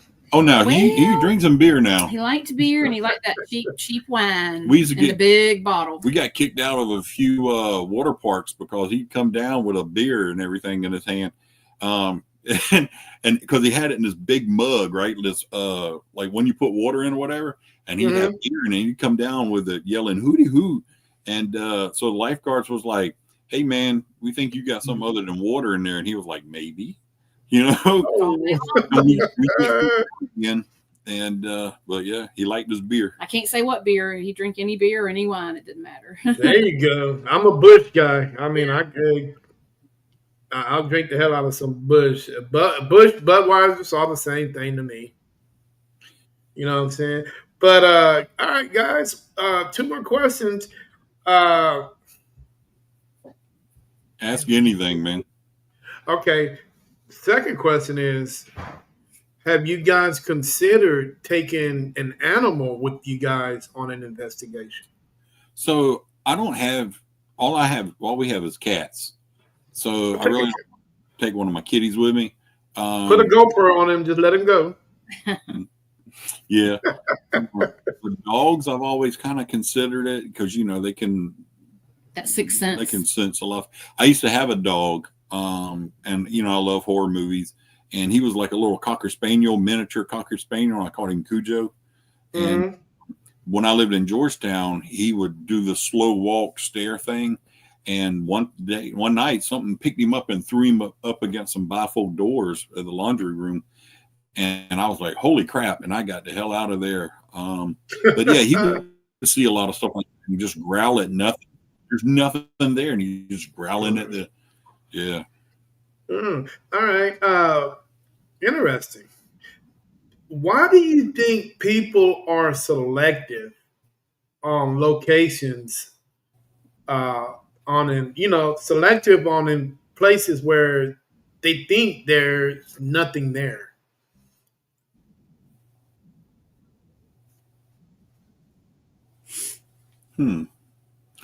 I think they don't want to scare themselves, or it has something to do with they don't want to admit it. You know what I mean? Either they think it's against their religion or something, or they just don't believe or whatnot. I don't know. I think it's something. A lot of it has to do with religion. They're like, oh, the Bible tells me not to believe in this and that or whatever. And it's like, well, because one of the places that nobody ever wants to investigate is a God damn it, what's the name of that damn place? A junkyard. I never thought about a junkyard. Nobody wants to go investigate a junkyard. Why? I don't know. I've never really. Yeah, people probably got killed in cars, and they might still be there. Yeah, I mean, how often does accidents happen where you're not? It happens so fast and so dramatic. You might have that thing going over and over and over and over again. Junkyards. People don't think about going to places like that. They don't think about going to what is that other one? Recycling plants. It's so much out there that can be investigated. Man, I tell you what, dude. There is a big trash pit out in East Austin. I would love to go investigate that place because that's where all the trash goes, and the possibilities is there for something to be there. Now, I'm not saying it's going to be something there, but there's always that possibility. Never know. I agree. You know what I'm saying? Irene said train stations. Yeah. Ooh, Yeah. yeah. A lot of train depots. Yeah. It's crazy how people, and it all goes back, Pat, to what we were talking about in that box. We got to start thinking out the box, dude, if we want to accomplish things. Yeah. If you want to be that one guy that wants to stand out the box, man, you got to start thinking like that. Junkyards, stuff like that, man. It just things that just things people really don't think that it's a possibility. Yeah. You know what I'm saying? And I am one of those guys. Will definitely, man. Hey, there's a lot of things I would do. A lot of people, and then again, there's a lot of things out there people won't do. Guys, urban legends. Are there any urban legends besides the infamous whatever you were talking about earlier? Is there anything? Is there Well, anything in Savannah that you guys would investigate, urban legend wise? yeah, there's a lot of urban legends besides, paranormal. There's, of course, Bigfoot. Everybody's got a Bigfoot story. Skinwalkers. There's a lot of skinwalkers in the area because of the Native Americans and everything. But those are a lot of the urban legends around here. Mossman, people talk about Mossman a lot. Things like that. But mainly, I would have to say, like, the skinwalkers around here. Or the blue hags, or whatever you want to call them. Yeah, there's a big debate about skinwalkers. A lot of people put Native Americans and skinwalkers in the same category. Oh man, there is such a big debate over that. Yeah. What do you think? I believe in them. You look at Louisiana, it doesn't have anything really to do with Native Americans, but you got the Rougarou. The Rougarou is, somebody that can shapeshift. They can turn into, a wolf or a werewolf or whatever, or a beast or whatever. So yeah, I believe in that stuff. What about Minerva that was here? No, Minerva was more of a voodoo priestess. Yeah, Minerva from Midnight in the Garden of Good and Evil. She was like a voodoo priest, and her husband was as well. Dr. Buzzard, I think his name was, and everything. When you're dealing with slaves that are freshly coming out of coming out of Africa, there's no telling what they brought with them. Yeah. All thing they know, the situation has gotten worse from when they were back home to where they are now. Yeah. Oh man, I got this person beating me and they want me to do this, do that for free? Oh hell no. Then you want to whip me and do all this other crap to me? Yeah, I'm about to put something on your ass. That's right. I'm about to put something on you. And then I don't even want to talk about the people down there in the Caribbean, because there are so many unheard religions down there that we ain't even heard of up here in the States yet. And there's a reason, because I've been trying to find a paranormal investigator down there to come on the show. Nobody. A lot of them, man, because they're scared of the repercussions that they get from a lot of the spirits down there. And I'm like, maybe if I don't find one, the closest one I can possibly get is someone down south in the Miami area, which is very, very diverse. Yeah. So what those guys are bringing up here into Miami, pretty much the same thing. But yeah, man, there's a lot of stuff going on that I really don't even want to talk to him about it. But, I want to just have him on the show just to say, hey, just to get that experience on seeing just a little bit, not much. But last question, guys. All right. And I ask everybody this question. It's a hard one, so I want you guys to think about it. Where would you guys like to go on your paranormal bucket list? The place I haven't been yet, probably the Myrtles Plantation. Why? I don't know, man. There's something that's always kind of drawed me to, that area. I don't know why. Basically, and I know the Myrtles isn't in New Orleans, but the whole New Orleans Oh yeah. place, I would like to go. I don't know. That's on my list, man, to hit some of the parishes down there, cemeteries. The other place really would probably be Lake Shawnee, the abandoned amusement park. It used to be the Conjuring House, but with all that drama, it kind of fell off the rails. But those are the places to me where I'm like, oh yeah, I definitely want to, check that out. Okay, nowhere overseas or anywhere. Not really. I don't know. It's weird, man, because I watch a lot of the paranormal stuff and everything, but anytime it has to do with anything like in England or Ireland or whatever, I just turn it. I'm just like, what are my chances of really going there and stuff? I just, I don't know. I like stuff closer to me that I can probably check out, Well, you're smack down in Savannah. Yeah. I heard that knock on your door a few minutes ago. Who was that? I don't know. Not a clue. Yeah. My door doesn't have soliciting, so they better not be soliciting. Well, I don't know if they're soliciting, but you want to open it and see who it is? I'll go open it. Don't wake me up if I'm trying to sleep. Now, there is one thing that I want to mention before we go, if it's all right.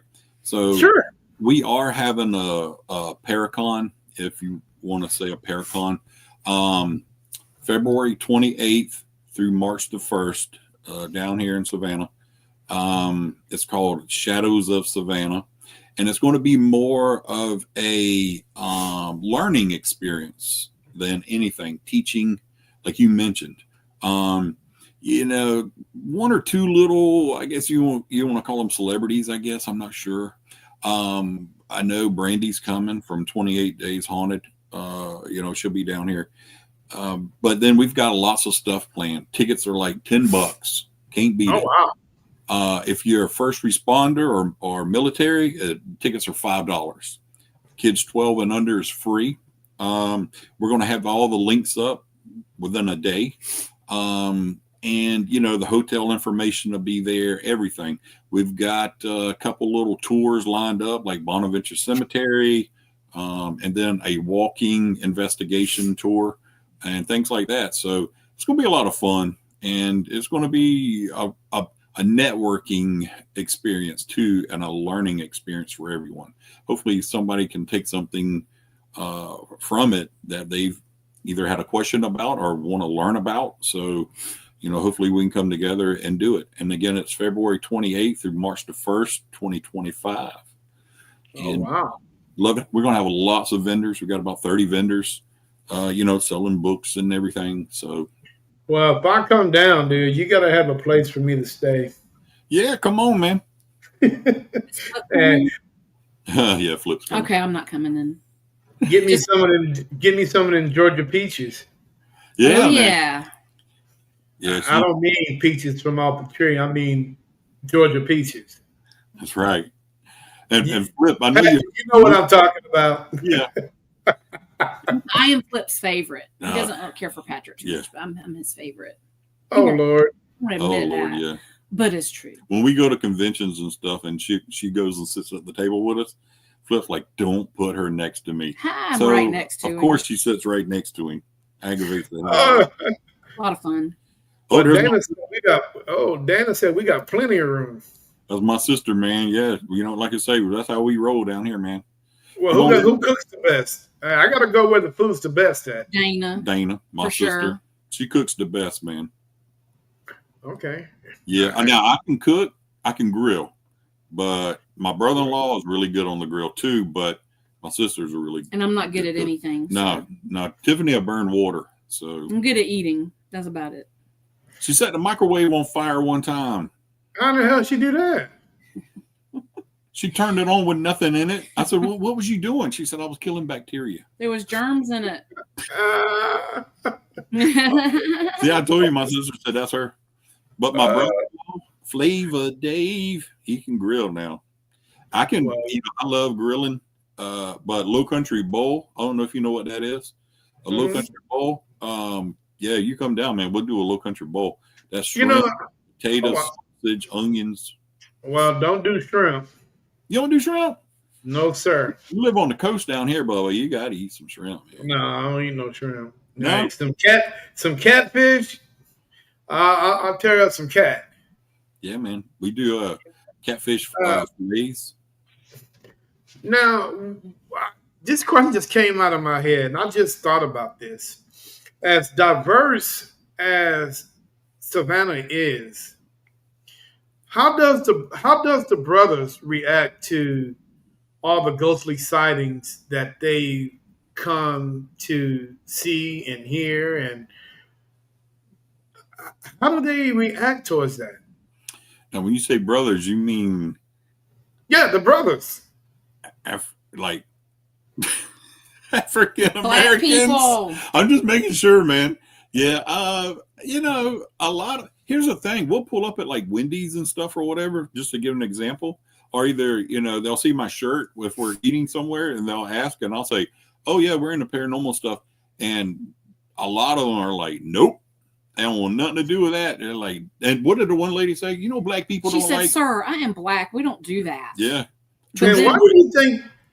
And why do you think that black people don't do that? I think it was because of their upbringing. A lot of it, they learned stuff that was passed down from them, and they were taught that, and that was instilled upon them. And I think they probably saw stuff that they probably shouldn't. And I think that's just one of the things. But then you got the Ghost Brothers; those guys are really cool. It's kind of half and half though with the black people in Savannah. We do meet them. Yeah, they're all for it or they're not for it. So it's kind of like they'll stop us at the stores. They'll see my truck or something. They'll come over there. Oh man, my girlfriend loves this stuff, man. We watch it all the time. Can we get a card or anything? I'm like, yeah, here's a card. I'm like, we put some stuff out there. We don't put a lot of stuff out there just because that's not what we do. We've got tons of stuff. But we're going to start 2025 just putting stuff out because we got so much stuff, and we just start putting it out there.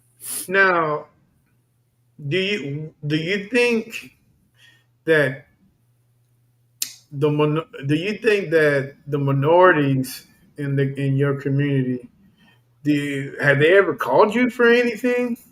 Oh yeah, yeah.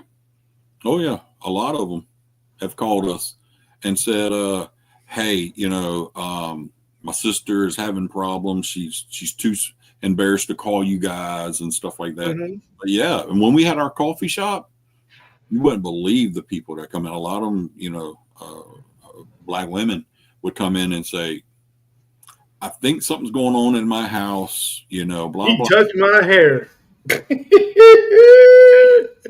Well, a lot of it would be poltergeist activity is what we learned. A lot of poltergeist activity with a lot of the colored or African American people down there. So, yeah, a lot of it had to do with poltergeist activity, and they didn't know why. And we would come in and try to figure out what was going on. And, sometimes little things would happen, and sometimes they wouldn't when we were there.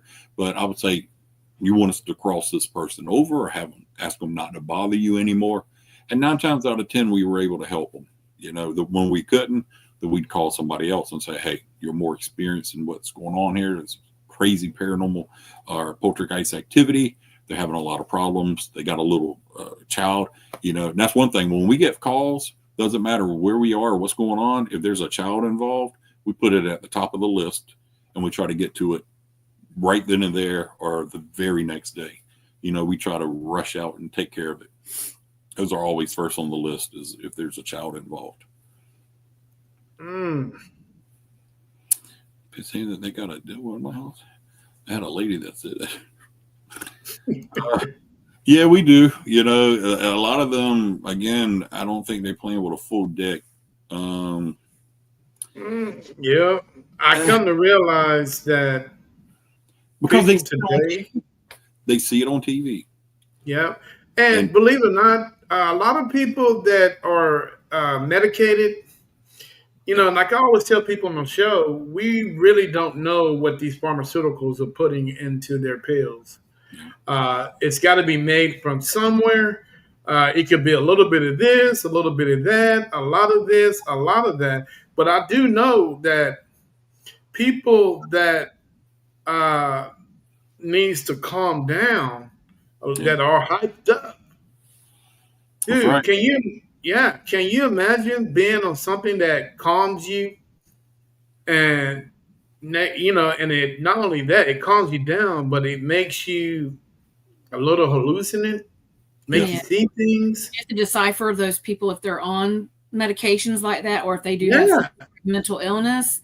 You have to kind of. We do a lot of one-on-one when we first kind of get there. Like, listen, we got to ask them questions. We're not trying to upset you or anything, but we have to ask them. Has there been any type of negative activity going on here? Where did somebody recently lose a job, a loved one? Are they under a lot of stress? And then we go into, does anyone drink? Does anyone do drugs here? And then we go on and on with that. Anybody been really depressed? Anxiety, things like that. We try to go through everything. Anything traumatic and happened. 9 times out of 10, they'll tell you, yeah, I lost my job and this and this and this. And I tell them, listen, this type of activity feeds on that, right? You can't, as bad as it is and as easy as I'm saying, I know it's hard, but you got to block that from them because they use that and will manipulate you into seeing things that you're not sure, am I seeing this? And they, oh, I did. I told him about the guy that farted on Daddy and everything. Yes. Labor Dave was just on, he'll tell you, because me and him was sitting on the couch and we looked at each other and I was like, you? And he's like, no, you? I was like, And because it's one of them hot, silent ones that just kind of floats by, Oh, damn. Burns your nose hair. It was terrible. And we were trying to get out and he was like standing in front of the door. We're like, okay, we got to go. We got to go. We got to go. Oh, wow. Man, dude, another question. How much does deja vu play into the paranormal for you guys? For me, a lot, because a lot of times I'll dream things and I won't notice it. But when we're like going somewhere, and it doesn't have to be an investigation a lot of times, I'll know what's about to happen. And if I know it's kind of bad, I'll try to remember, like, okay, what happened during here so that it won't happen. I know there's times where, like I won the lottery, and I've actually had numbers. And I'm like, okay, if I don't think about it, maybe I'll win the lottery. But there has been times on a few investigations, 4 or 5 probably I can think of right off my head, where I know I've been here before in a dream, not a past life, but in a dream. And Miss Sharon, who's on the team, she's 73 years old. And we went to a location one time and she's like, Patrick, I've been here before. And she told me exactly what was upstairs, what was around the corner, and I'll be down for what? And she's like, there's going to be a closet over there, and the closet is going to be, have this and that on it. And it did. I'm like, holy crap, so that's happened one time with her. It freaked me out, though. I was like, ooh. All right. Well, tell the world how to get a hold of Paranormal Society of Savannah, Georgia. So we do have a Facebook page, right? Paranormal Society of Savannah. We have a TikTok that we post little videos on. Same thing, Paranormal Society of Savannah. Our webpage is www.savannahscare.com. We're kind of revamping it. I had to take a bunch of the old members off of there and everything. But savannahscare.com. You can email us, psofsav@yahoo.com. Or you can just do what I did. Pick up the phone and just call them. Yeah. Call us, man. That's what I did, guys.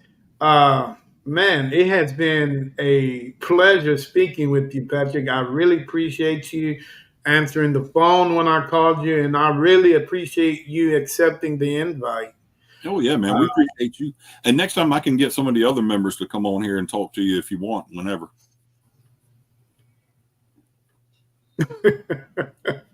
I see you got some fans. Do I? Oh, I got fans. Oh. I would love to have his. Yeah, anytime, Irene. Make sure you friend request us, or you can friend request me or Moody. Tiffany Welch. Hey, Flip, great show. Patrick. Thank you. Patrick Welch. Friend request me. I'd love to. Come on your show. I'm sorry. Not make me fall. Yeah, all right. But we love to come on any podcast shows. We do it because it's fun. Yes, sir. It is. And with that being said, any last requests or questions that you might have for the audience that are watching? Anything you would like to tell them? Only just, our Paracon is coming up, Shadows of Savannah, February 28th through March the 1st. And we'd love to see you guys there. All right. Well, hey, guys, you heard the man. Big Paracon coming up. You guys get on out there and see what they're about, and eat up all the Georgia peaches and all that stuff, and send me some back. But dude, it's been an interesting show. I really appreciate it, man. And whatever you do, stay out of trouble. Yeah, you too. And I will talk to you now. I will call you back in about 2 months to see how you guys are doing. Sounds good. And I would love to have some of the team members on the show. So I can talk different aspects of the team and just what they think in general. But I'm curious to know who's these branch off teams that you had. Maybe I had a couple of them on the show already. You did. I saw one of them. I didn't say nothing. I'm like, do your thing, girl. I had a couple on the show already. Now, I think, is it Ghost Girl? I don't know. They come over here. That's from Georgia? Oh, no, she's from Tennessee. Hold on 1 second. I'm going to have my wife hold this for a second. Sorry, man. 1 second. Ooh. 1 second. Give me 1 second.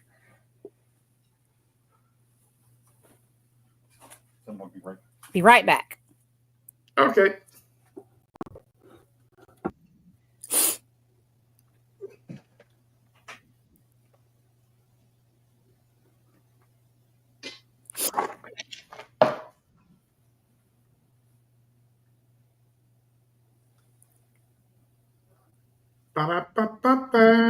I'm loving it. He will be right back in like 2 seconds. Part.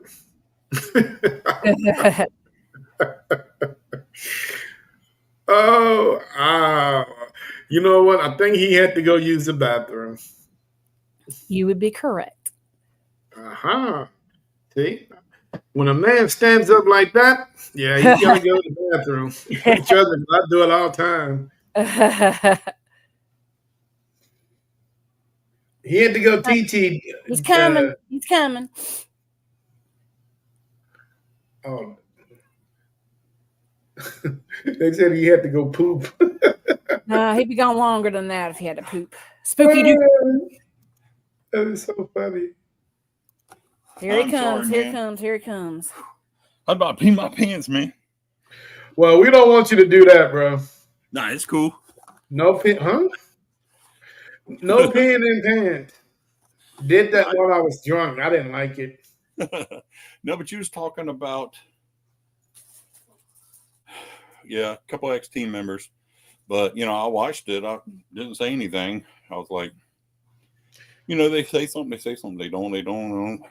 Well, the good thing about it is, I don't know if they left on good terms or bad terms.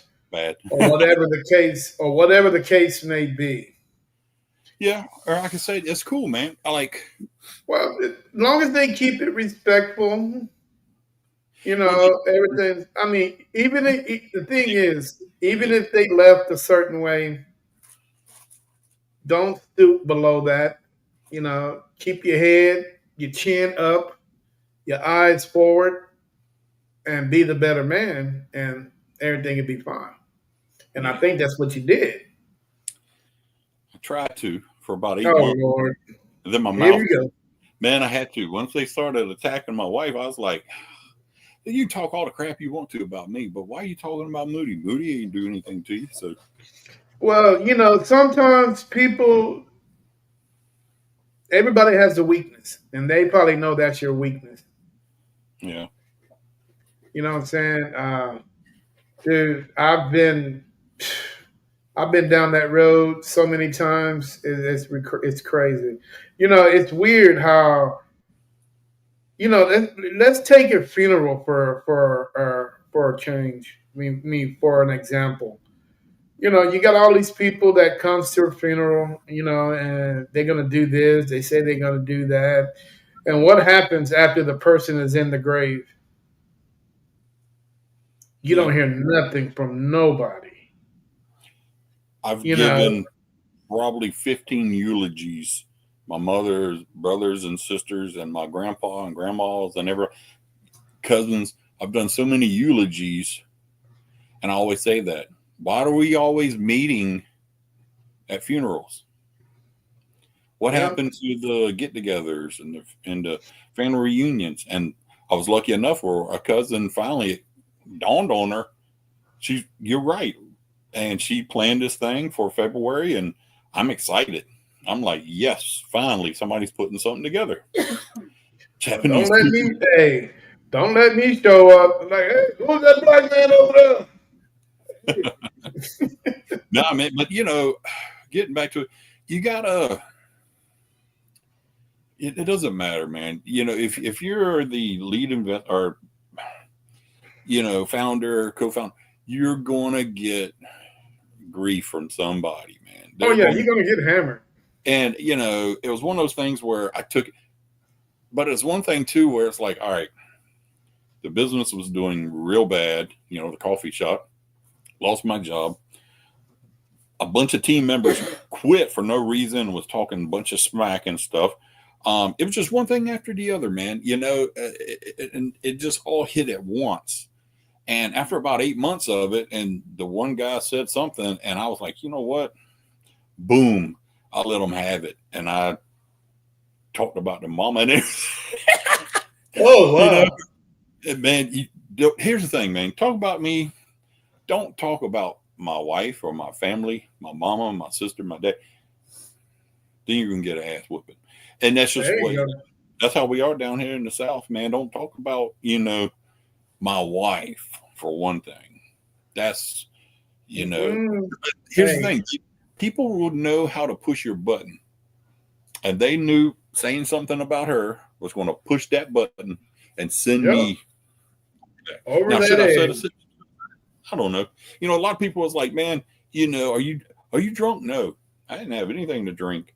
And they say, oh, he said some things he didn't mean. No, I meant every word. Oh, yeah, don't worry about it. No, I don't. To this day, I don't. And I've lost some friends and whatever over it about whatever I said. I'm like, they weren't really friends. Your Yeah, friend is going to be there with you and pull you to the side and say, that's kind of messed up. Or they're going to be like, hell yeah, man, I got your back.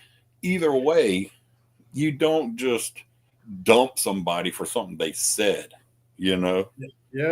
I and you mean, got you to see the big picture of it too, man. I mean, your friends or you ride and die. They're gonna ride with you. They're gonna die with you. Let me tell you something. But see, and whether you wrong, if you're wrong, they're gonna tell you. That's right. And that's what I want you to do. But tell me in private. Don't try to embarrass me. Of course. Embarrass you. But man, here's the thing. If you got me for a friend, I'll do anything. I'll walk through hell with gasoline drawers on for you. But you have to respect me and give me the same thing. Because if I feel like, well, damn, man, like I thought me and you was tight. Because the Patrick you get right now is the Patrick you're going to get 24/7. Every day. Yeah. I don't care if it's me and you talking, Terry, or if it's me and you and 10 of my friends. I'm not going to act a certain way. I'm going to act the same way I'm acting right now. I'm going to tell crazy jokes. I'm going to be a little obnoxious. I'm going to be a little serious. I'm going to do all these things. And that's Patrick. I tell him, listen, You either love me or you hate me. There ain't no fucking, I mean, there ain't no in between. You know what I mean? Exactly. You either love me, man, for me, or you don't. And I don't, you know. Hey, Melissa. Melissa lives up in Kentucky and she's starting out paranormal investigating. I think she went to Waverly Hills not too long ago. Hey, man, I got a team that I was going to be on the show. They're from Bowling Green, Kentucky. Ah. Yeah. Have you ever seen it's on Amazon Prime. It's like a season 1 and a season 2. They weren't even trying to do seasons. It turned out to where it was the Dunkirks, right?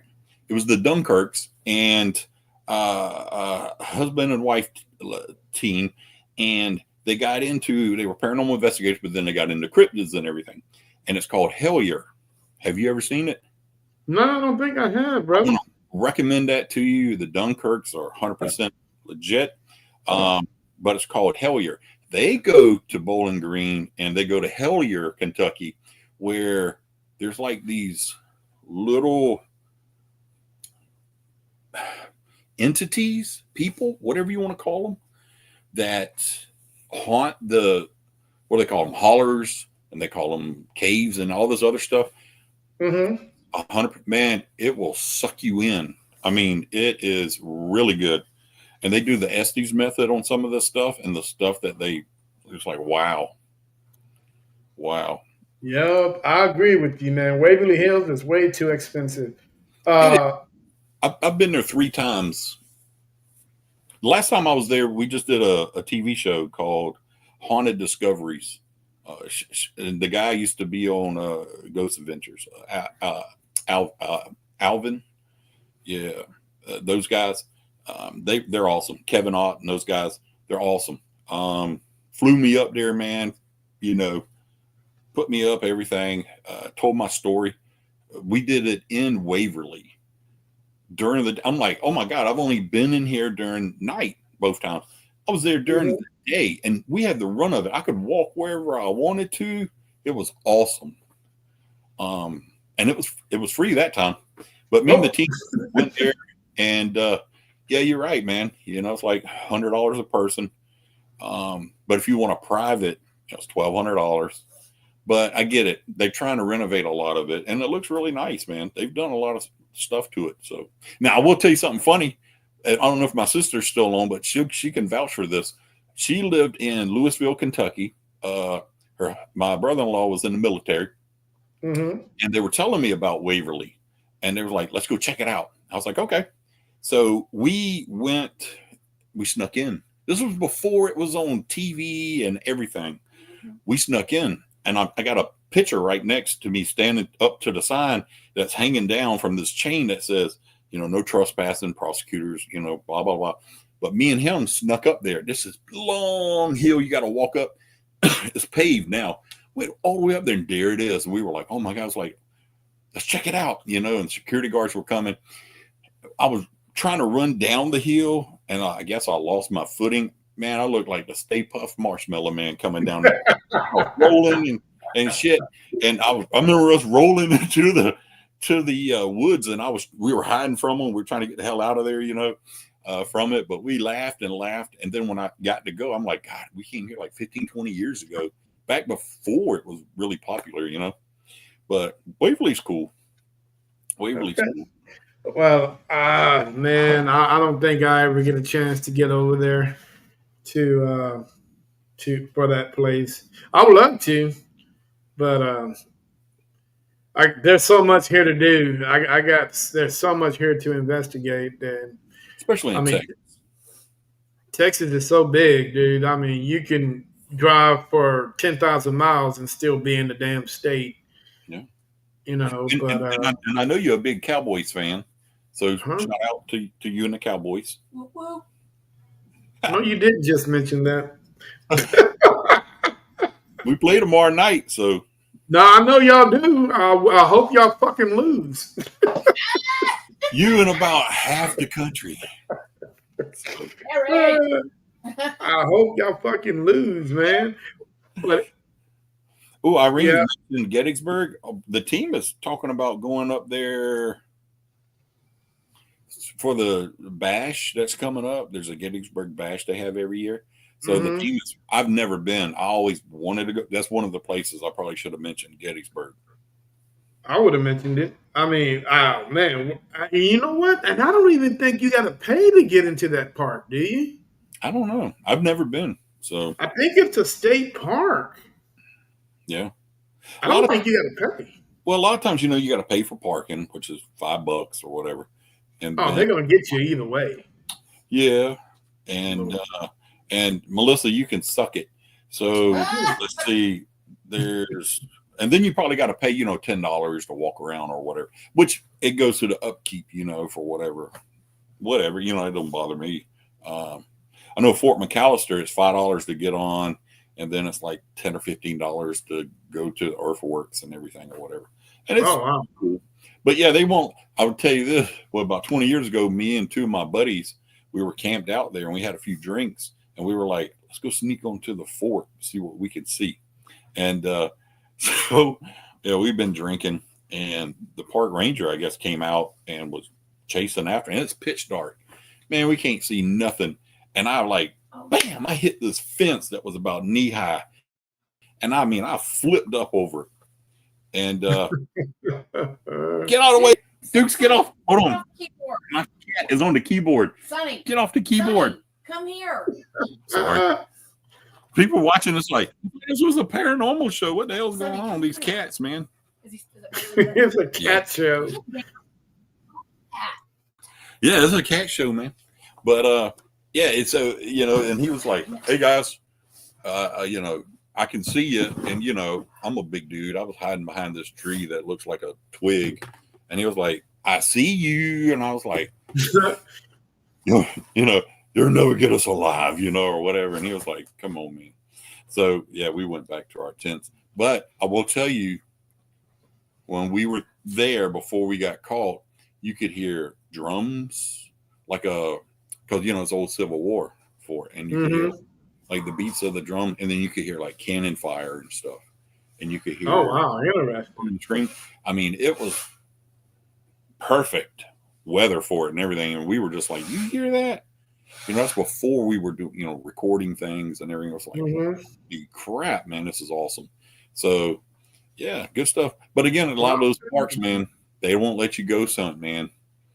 They're like, nope. But it depends on who you talk to. Every now and then you talk to one and they'll be like, I ain't gonna say nothing, but if you buy a ticket to tour it, that's what I do. I go to these places and they say, no paranormal activity or whatever. Shit, I kind of hang back a little bit from the tour guide, slip him a $10 bill, and say, man, I'm gonna hang back a little bit. Yeah, that's fine. And then I do a little paranormal investigating hanging back. Grease that palm a little bit. Yeah, money money gets it all. Patrick, you got a friend request from Irene. Oh, cool. I'll accept it. So that's good. But guys, I appreciate you coming on the show, man. And I'll be contacting you guys in about 2 months.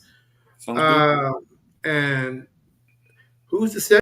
Maybe we can do this all over again. Yeah, man. Whatever you want to do. I can get a lot of the team members on here. It was just kind of one of them things where it's close to the holidays, and a lot of them have done parties all weekend and everything. Oh, I feel you on that. But yeah, all Flip right. is the guy you would really want to have on here, man. Flip's really good. All right. Well, you guys enjoy your evening, and I will be speaking to you guys soon. And again, thanks for the headphones. I really appreciate it. And hopefully I'll put them to use because I got another pair just like those myself. Small world. Well, that's what you got to look after, your teammates. Yes, sir. We're on the same team name. We're all teammates, and you look after one another, man. We're all a part of one community. That's to me, little things like that mean so much.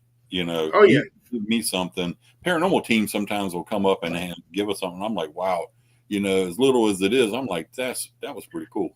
Well, don't be surprised if I send something back. That's cool. I don't know what it'd be, but I'll definitely figure something out. But anyway, you guys enjoy the rest of your evening. Hey, this is Terry with NSPS TV Paranormal Podcast. Tonight we're in the Lion's Den with Mr. Patrick Welsh from Paranormal Investigators of Savannah, Georgia. Make sure you guys go over there, man. Hit that like and share and subscribe button and all that stuff. And to let you guys know, I'll be having reels out. Give me about an hour or so, and I can upload those reels from the podcast, and you guys can share them however you want. You can put them on your TikTok. You can leave them on your Facebook, but I will share those reels out. You know what I'm saying? But with enough said, hey, enjoy the rest of your weekend. NSPS TV out. All right, Pat, you have yourself a good one, brother. You too. Thanks for having me. And Merry Christmas, Happy Holidays, all that good stuff. Yes, sir. Have a good one, guys. Peace.